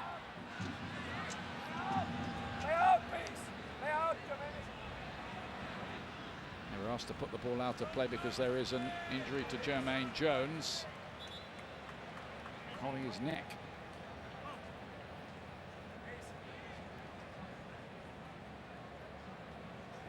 Is Eddie Johnson waiting to come on? It looks like Edgar Castillo as well, Ian. Eddie Johnson about to win his 50th cap for the United States. Dempsey here. Reinhardt's got the foot in, and here's Podolski, a slightly more unfamiliar role. Draxler, Podolski again. Now Ayogo with the crossing towards Miroslav Klose, who's notoriously good in the air.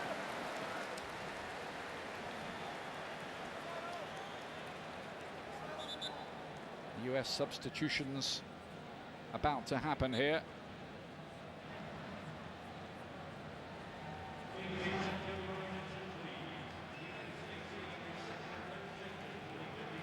Substitution fueled by Gatorade. It's Eddie Johnson's 50th cap to take over here from Graham Zusi, and we're going to see Edgar Castillo for the first time in a while, the left back who plays his football for Tijuana, have been doing good things in the Copa Libertadores.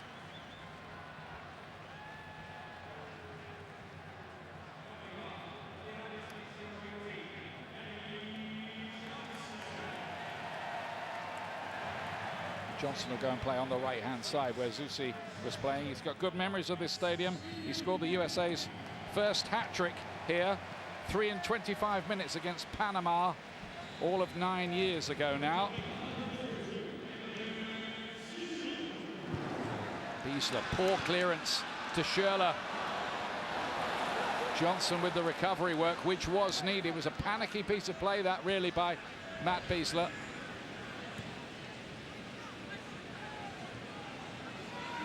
Kruse.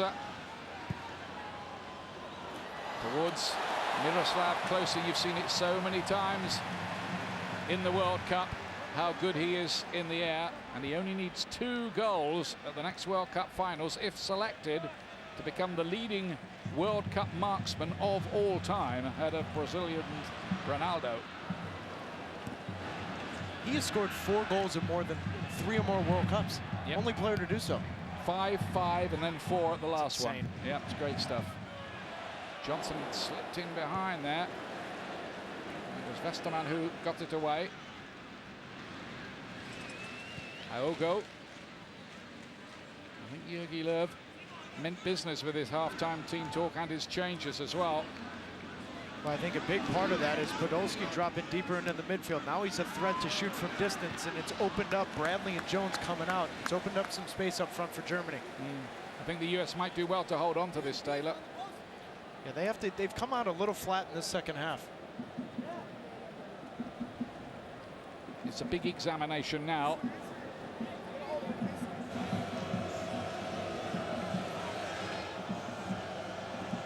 Here's the 19-year-old.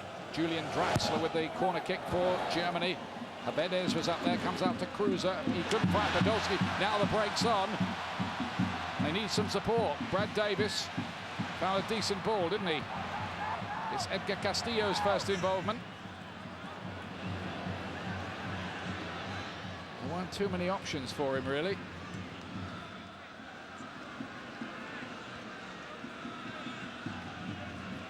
Just keeping the ball and playing economically is good for the United States. They have the lead, make Germany work to get it back again.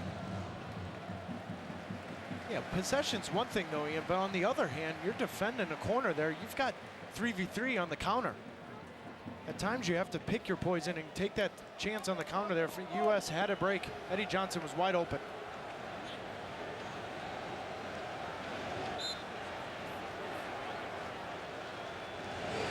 Brad Davis with that educated left foot of his with the corner kick. Very much part of Jurgen Klinsmann's thinking.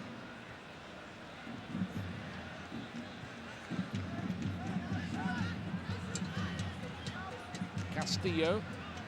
Jurgen Klinsmann talking the other day about how much he's matured as a player. So he's got good control and composure, and more on-field personality, as he put it. Now then, Altidore here. Thought about a left foot cross shot for a moment there. Oh, Bradley was arriving. Dempsey! 3-1, United States! And Clint Dempsey's scoring streak carries on.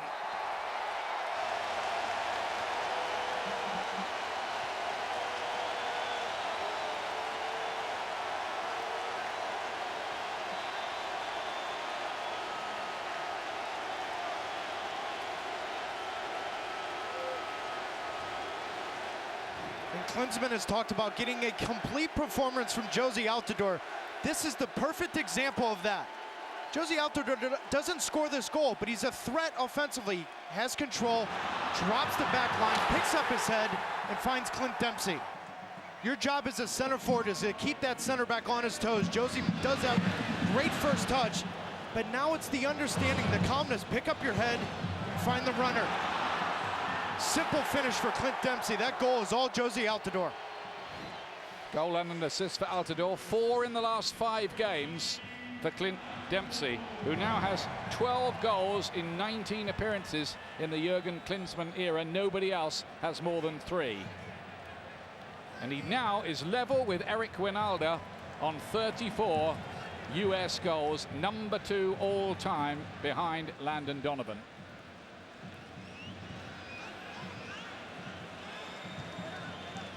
Needed that one as well, with the Germans really looking like they had it in them to get back level, and maybe quickly. Nicely done by the US. Here's Eddie Johnson. Talking about the US not making chances, not scoring enough goals. They've got 3 today. Yeah, but it's a simple thing for me, and I know people are going to shake their head at home because I'm repeating it, but when you're a center forward, your job is to stay central, because now you occupy the 2 center backs from Germany. All day today, Jozy Altidore's been there. So now who can run off him? Fabian Johnson, Brad Davis, Graham Zusi, Eddie Johnson, Clint Dempsey. When you occupy those two center backs, space opened up underneath. Not a bad finish either way, right? Yeah. Woo. And Bradley's late arrival caused the confusion as well, didn't it, from a deep position. The ball ran past him onto Dempsey, and he doesn't miss those really in his current form. Much more of a feel-good day for the US than it was on Wednesday against Belgium.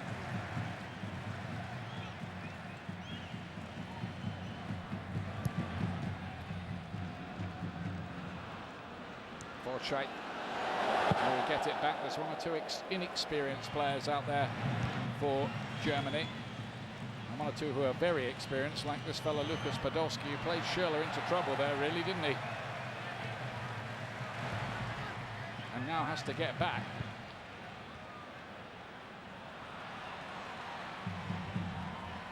Westermann.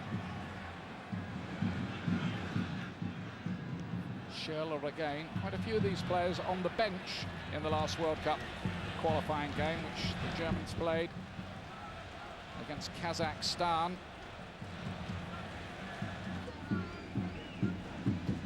Draxler hugging the touchline in the second half. Kruse, but the flag's up.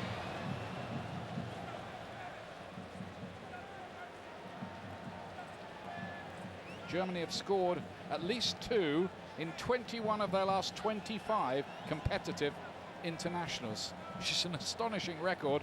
Of course, when it came to it at the Euros, they couldn't do it against the Italians, who outplayed them.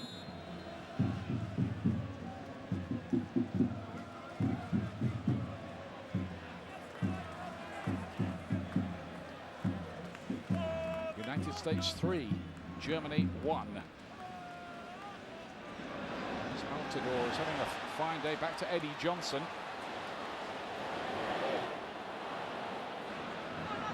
Brad Davis. Back to Castillo.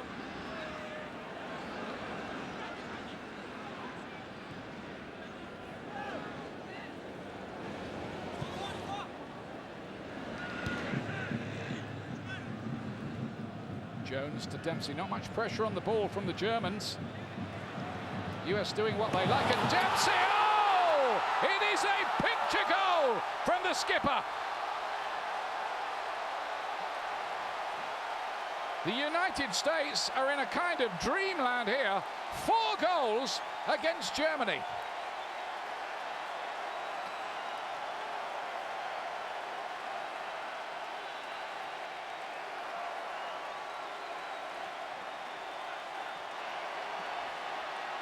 I mean, is there anything this kid can't do? Awful defending from Lukas Podolski, but the only thing Clint Dempsey ever looks for is to get his defender on the wrong foot and look for that half a yard. Doesn't try to kill it. Good technique, bend it far post. What a finish. What an absolute great finish.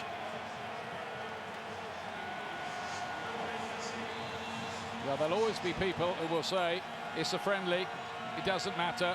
The real thing is Friday. All that is right, but the requirement from the United States team today was to get back on the front foot and go into the World Cup qualifiers in an optimistic frame of mind, and I think you could say they've done that here. Of course, it'll all come to nothing if they mess it up on Friday, and which will be a different kind of game completely. Yeah, but Ian, if this score stays the same and it's a friendly standing alone, it's one thing. I think this is actually a bigger result because of the game against Belgium. They recognized what the problem was and they fixed it. Yes, there's still 25 plus minutes to go, but they've recognized what the problems were and they've now assessed how to fix those, and they've done it today. Pressure in the midfield, a better defensive back line, and then obviously anytime you score 4 goals is fun. I'll tell you something, friendly or not, Jürgen Löw is going to go home to some horrible headlines if it stays something like this.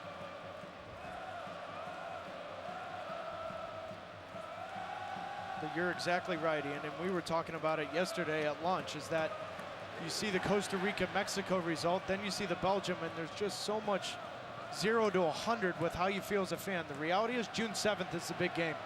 To me, the Germans look exhausted at the moment. I know they've got a few subs out there who should be relatively fresh-legged.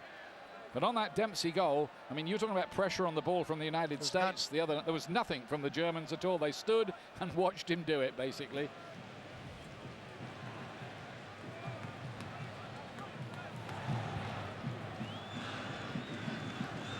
Two for Dempsey, who is now out on his own as #2 all-time scorer for the United States.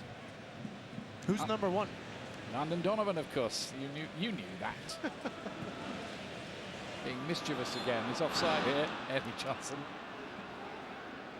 It's interesting. I mean, Landon has been named in that provisional 35, which has to be trimmed to 23. But look at that ball pressure you're talking about. I mean, that's elementary defending from Lucas Podolski. Jumping up on a simple fake from Clint Dempsey. It's too easy. If Jogi Löw needed any proof, there it was that Podolski's not really a midfield player, a central midfield player. He's many things, but not that. Sidney Sam has come on, meanwhile, for the Germans. Somewhere in the middle of all that. Draxler almost invited to shoot here. Howard made a save. It's offside position there for Klose when the ball came out again. But they were asking for trouble, really, the US defenders there.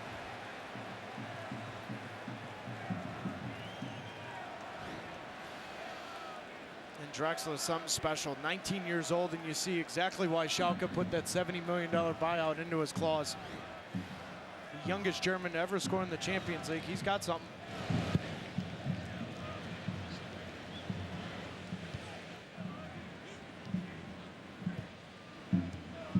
Brad Evans got the ball away. Draxler is taking the eye with some of his touches, like that one to Kruse, who's looked pretty good since he came on. Quite a live wire, and of course the moment I say that, he gives the ball away. The commentator's care strikes again. Nicely done by Castillo of the Mexican-American contingent that Jurgen Klinsmann has experimented with since he took over in charge.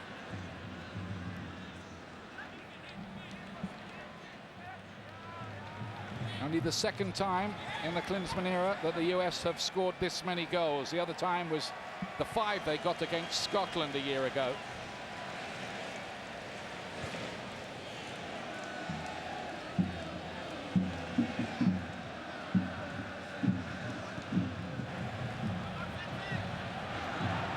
Altidore getting in a bit of an argument with Volscheid and getting the free kick as well. Given as a free kick against the German, he's saying, hang on a minute, he pushed me first. This is what I'm talking about. We haven't seen this Jozy Altidore in at least over 12 months for the U.S. It's a little thing, and people are watching at home going, what? It was a simple foul. That's your target forward fighting for every half a yard. Now, all the 10 guys behind him, they're following that lead. They're following the guy that's fighting for every single inch in this game.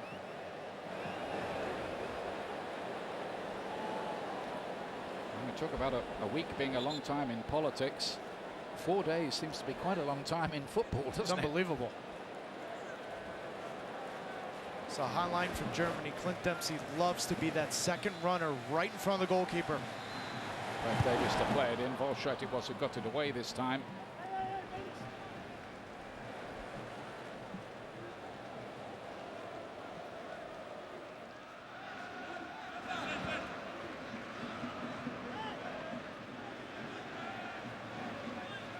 There's no doubt about it. The American fans are really enjoying this, and of course Clint Dempsey is now on a hat-trick.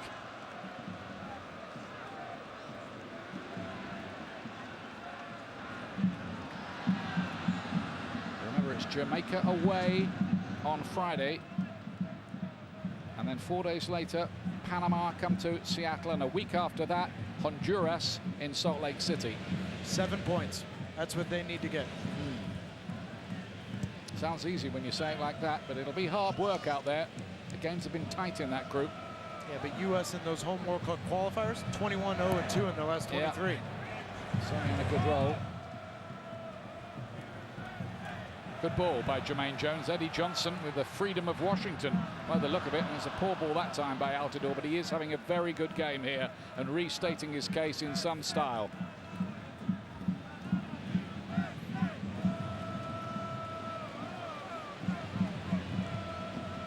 Benedict Hovades out towards Sydney Sam, who played pretty well against Ecuador the other day when he started. Player who comes from the port of Kiel on the northern coast of Germany, but he is eligible to play for Nigeria still until he plays competitively for Germany. He's enjoying this, Jurgen Klinsmann. He must be, mustn't he, against the nation of his birth. Coming up on Tuesday, June the 11th, a double-header on ESPN. FIFA World Cup qualifiers, Mexico against Costa Rica, 7:30 Eastern. And then at 10 o'clock, it's the United States against Panama, that game we were talking about, live from Seattle. Both matches available as well on Watch ESPN. Dempsey again, is having a really good game today. Just keeping the ball economically, that's all that's necessary. 4-1 lead.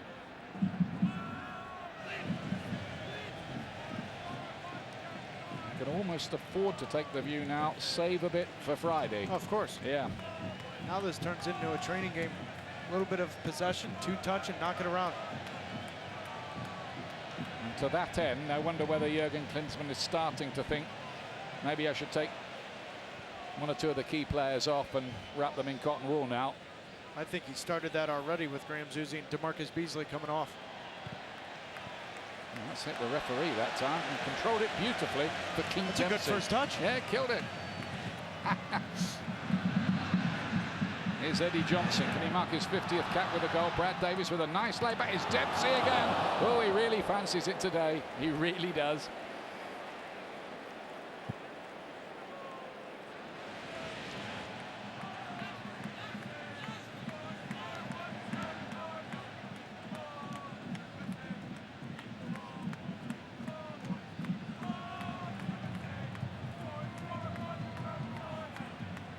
Reinhardt. Worth reminding ourselves, it is a German side without Philipp Lahm, Jerome Boateng, Schmaltz on the left back, Khedira, Özil, Gundogan, Royce, Muller, Goetze. It's not a bad list, so it isn't the full strength German side, and there always has to be that qualification. However, as we said, there are plenty of other good players out there, dangerous players who wiped out Ecuador, who are going well in South American qualifying the other day. So not pouring any cold water on it, just stating the facts.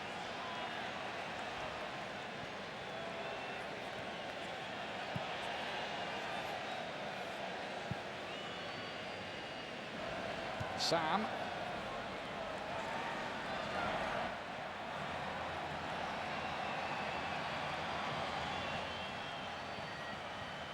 Podolski got 11 league goals in the Premier League for Arsenal. Towards Cruiser here. And to be very careful with the challenge there.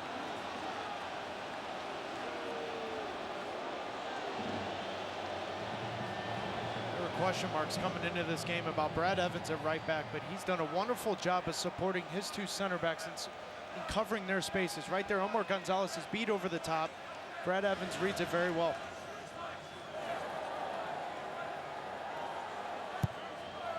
Draxler's corner. Will be a goal kick.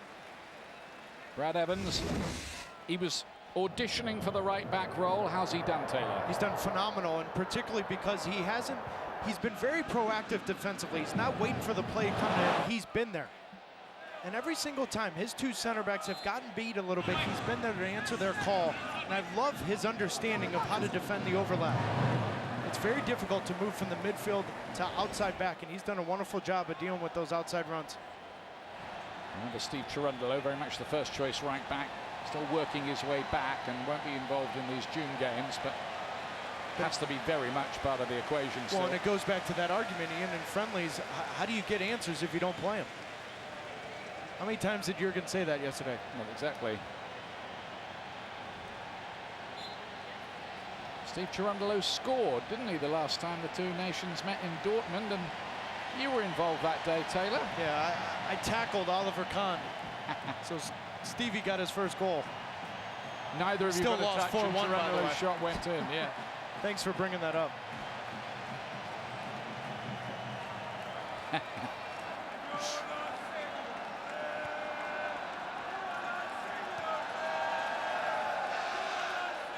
It's Podolski. Ayogo is another one who could, in theory, play for Nigeria, but he's elected to play for Germany.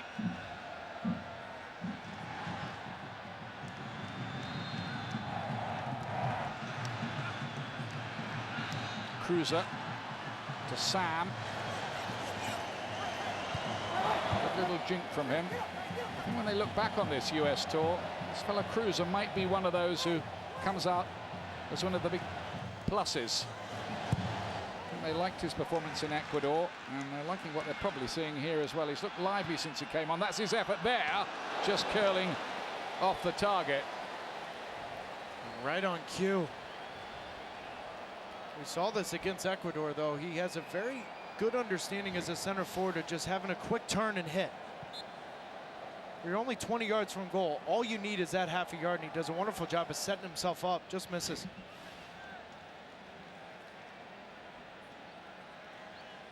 And Ian, at home, you're watching this game. It's the 78th minute. You're up 4-1, and you think this isn't a training exercise. This is still a training exercise for Jurgen Klinsmann and his staff.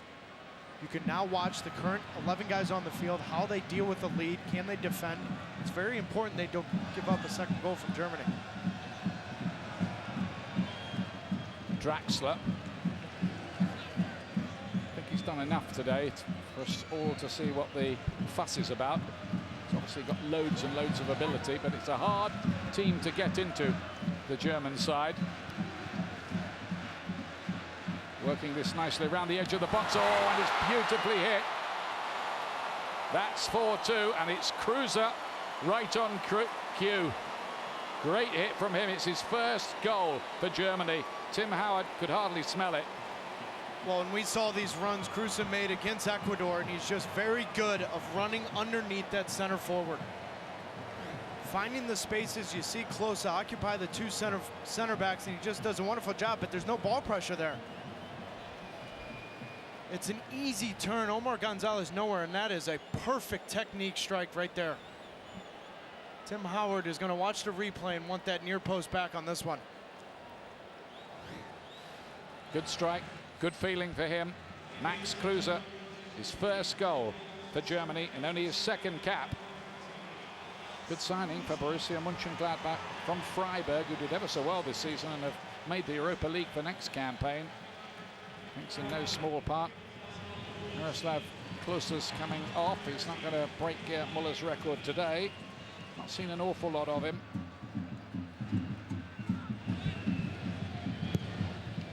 And on comes Nikolai Müller from Mainz, who usually plays wide. One or two players called Müller who haven't been half bad for Germany over the years. No.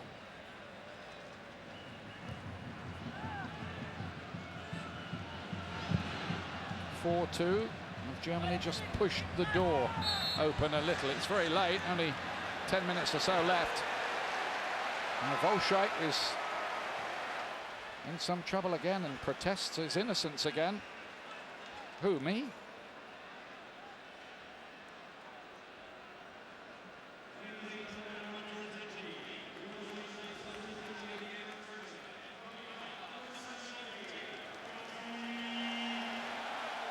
Altidore getting a big round of applause. He scored a great goal today, set up another one. I think he'll be feeling it's a day of redemption. Well, and I think the play of Jozy Altidore will be the most important thing to come out of this friendly. Going into 3 huge World Cup qualifiers, you want him scoring goals. What a game. Terence Boyd is the player who came on to replace him, by the way. The young striker is doing well in Austria. Germany get another one now. It could set up a bit of a nervy finish. Sidney Sam cutting it on that left foot. Oh, and it's 4-3. Draxler scored it. All change here.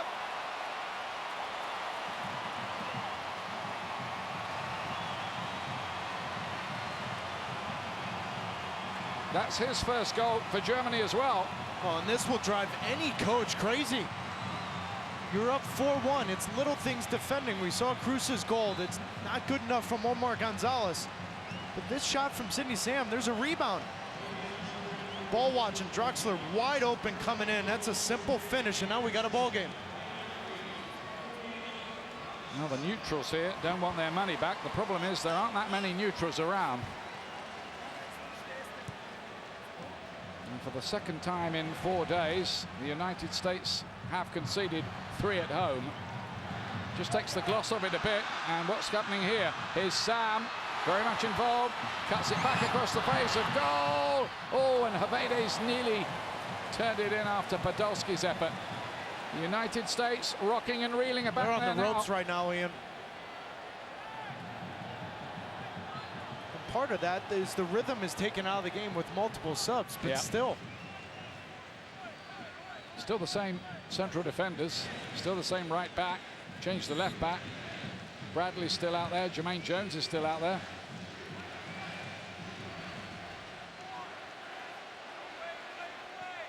Now it becomes a question of, can the USA hold on to this?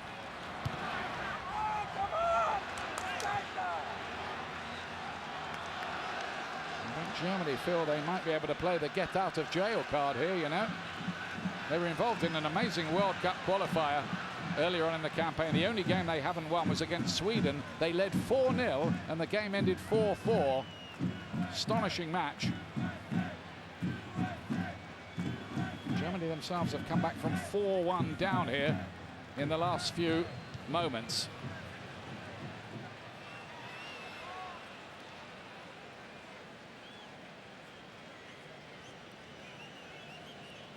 Well, what made the U.S. so good in the first half was how compact they were from Josie Altidore to Omar Gonzalez. Right now, there's 55 yards from Omar Gonzalez to Terrence Boyd.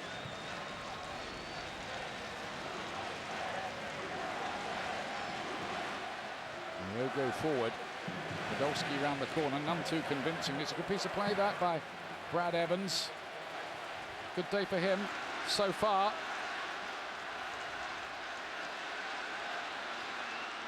Jones, look at this, Eddie Johnson, why don't you have a shot, they're saying. He does too. On the rebound, Boyd was looking for his first American goal. I think there are some very weary limbs out there, you know, in this heat. Yeah, there's no doubt about it. You can look at Brad Evans, Gonzalez, Beezer right now. They're exhausted.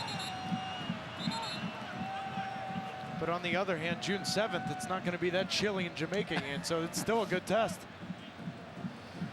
It's worth reminding ourselves that Jamaica do have to play a game before that against Mexico at home, which will probably take a bit out of them. That's a definite advantage for the USA, the fact that that game is on the 4th. Draxler again, causing problems down that side. Nikolai Muller looking to make a nuisance of himself. Omar Gonzalez gets it away. And now there are 1 or 2 chewed fingernails. The kudos of a win over Germany would be something special for the United States, but it's far from assured now.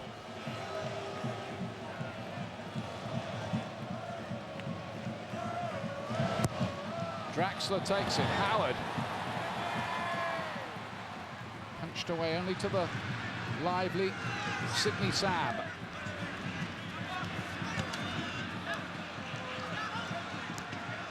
Reinhardt to Wojciech.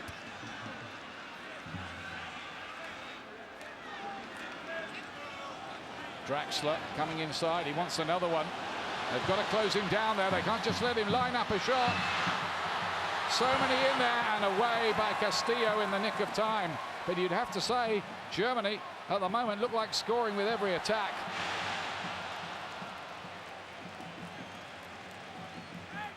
It does have the feeling, this, of an end of season friendly, doesn't it? You'd have to say that. End of European season, I should say.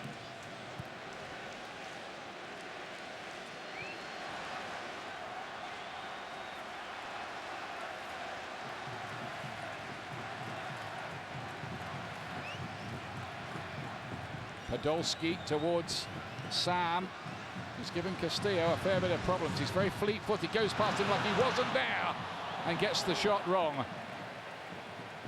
Well, he really had Castillo on toast there, Sam.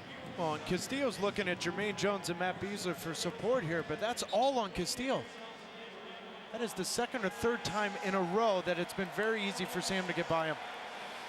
After this game at 4:30 Eastern today on ESPN News, that's ESPN News, the US women's team in action against Canada. And that game is getting a big, big build-up.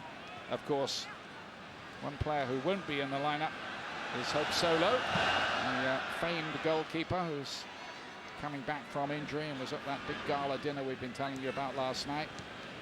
Spoke to Mia Hamm as well. You saw her earlier on. Brandy Chastain, they were all there, except Julie Foudy, who's on duty for ESPN, far away from here. She was there in spirit. Yes, got a lot of mentions. Jones, still looking fitter and stronger than most. Boyd, first touch rather let him down. Second touch wasn't half bad.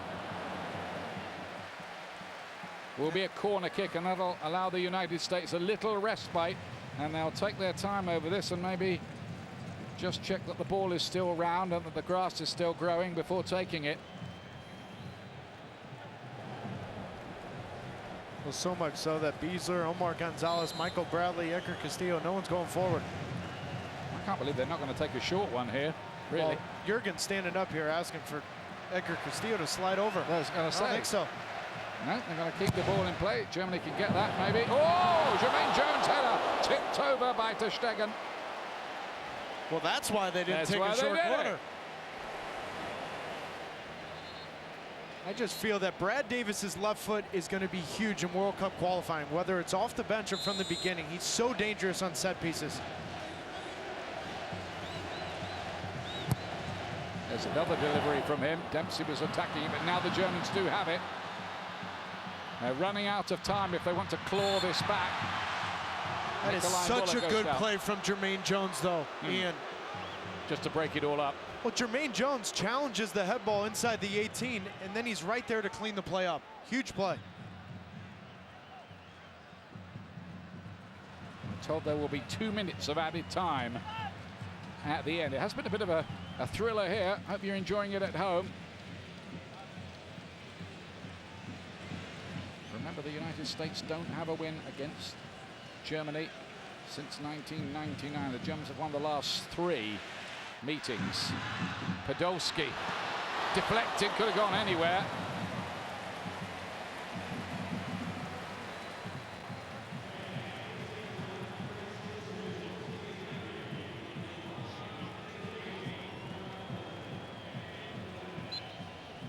Want that final whistle now, the United States team, to make it a happy 100th birthday.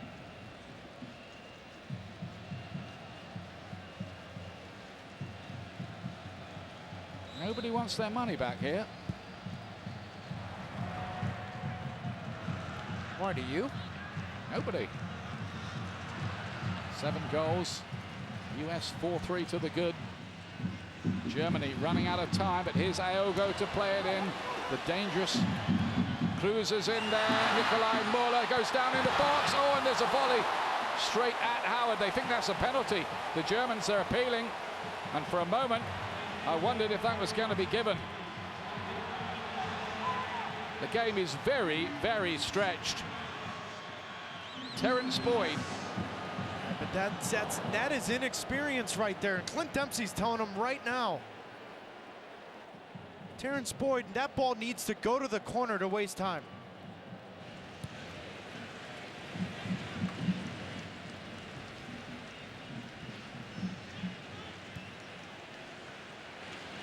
I think you call it end-to-end, don't you? Cruiser. Vesterman, who's already on the score sheet's gone out to play. That'll give the US a precious few seconds. Now then, was there a penalty shout in here? Watch this little touch from Nikolai Muller. It's this little touch right here, and you see Matt Beasler come in. Nah, that's no penalty for me. In fact, no penalty. There was almost a case for a yellow card for Nikolai Muller for diving there, because that was a fresh air challenge, wasn't it? Well, I feel if he doesn't dive, he probably has a shot on goal.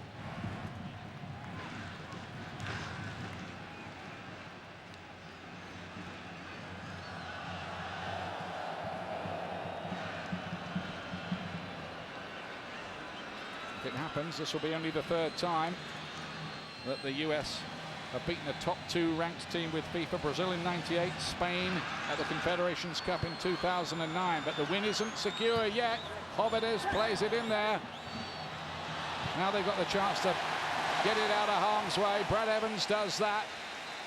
It's celebrated almost like a goal by the huge crowd here at the RFK Stadium.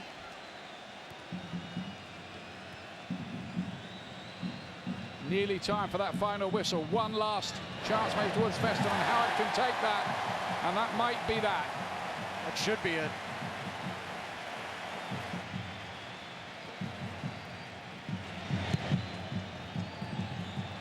Still doesn't blow, the Mexican referee. Now he does. Happy 100 USA, a famous win. And what a moment for Jürgen Klinsmann against his old mate, Jürgen Löw. A victory over his home nation. And a famous win for the US as well. In a thriller by 4 goals to 3 over Germany, with 2 goals for Clint Dempsey. Mind you, it was very, very hard work in the last 10 minutes.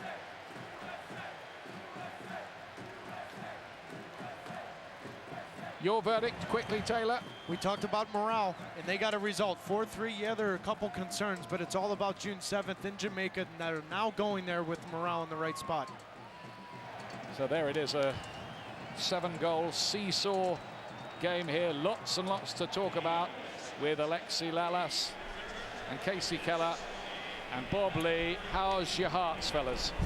It was touch and go, especially, Ian, for the last 10 minutes, as Germany showed indeed that they are Germany. But the United States, the 4-goal outburst, only the second time the USA have scored 4 goals against a FIFA top 10 team. They had a 4-0 victory over Mexico back in 1995. I believe that was right here, was that not, in this stadium? Claudio Reyna had a tremendous match that day. Questions answered, optimism bolstered heading into Jamaica. Not Germany's A team. All right, we stated, we put it to the side, but what the United States did with Josie Altidore coming out early, and the United States, as you talked about, tactically setting the tone, showed what they could recover from that bad performance on Wednesday. Yeah, I think when this team goes back into the locker room, and over the next few days when they look at this,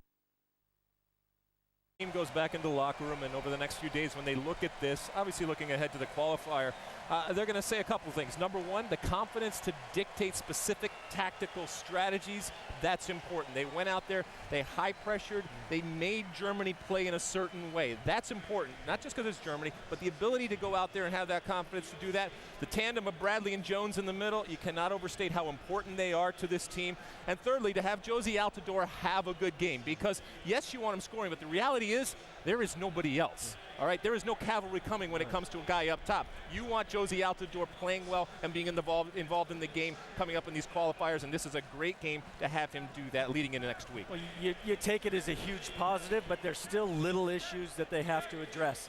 Tighter marking on set pieces, little bit of 1-2, staying with guys, keeping them wide. Too many times did you see a guy just shuffle a guy inside and let him take a shot. That stuff can't happen. Keep it tight, keep them in front of you, and get the ball up the field. But it was Josie Altidore opening the scoring for the United States. 31 goals in the Dutch First Division. This time when Josie comes home, it turns out just all right. He's standing by with Monica. Josie, that goal that you scored today is what we call a statement goal. What statement do you think you made with that beauty of a volley? No, I don't think I did anything really different. I thought just we played better. You know, we were more fluid. You know, and I don't think it was our best game, but I thought it was just better. We have very good players, and it's one thing to say it, but today we showed it a little bit. Still not for 90 minutes, but it was a lot better than the past few games. And what do you think's factored into the fact that the USA offense has generated 6 goals against 2 really tough opponents these last 2 games? Like I said, I think we all believe in ourselves. We all know we have the talent, but we have to show the supporters. You have to show the fans that, you know, it's a team to believe in. I thought today we did it in a lot of spurts, and we create a lot of good chances. So we have to learn how to do this game in and game out for 90 minutes. Thanks for your time, Josie. His team in the Netherlands won the Dutch Cup, 31 goals in league and cup competition. A goal, and just as impressively, an assist today on Clint Dempsey's first goal of the game in the 16th minute. A 7-goal barrage, and the United States with a 4-3 friendly victory over the #2 team in the world. Much more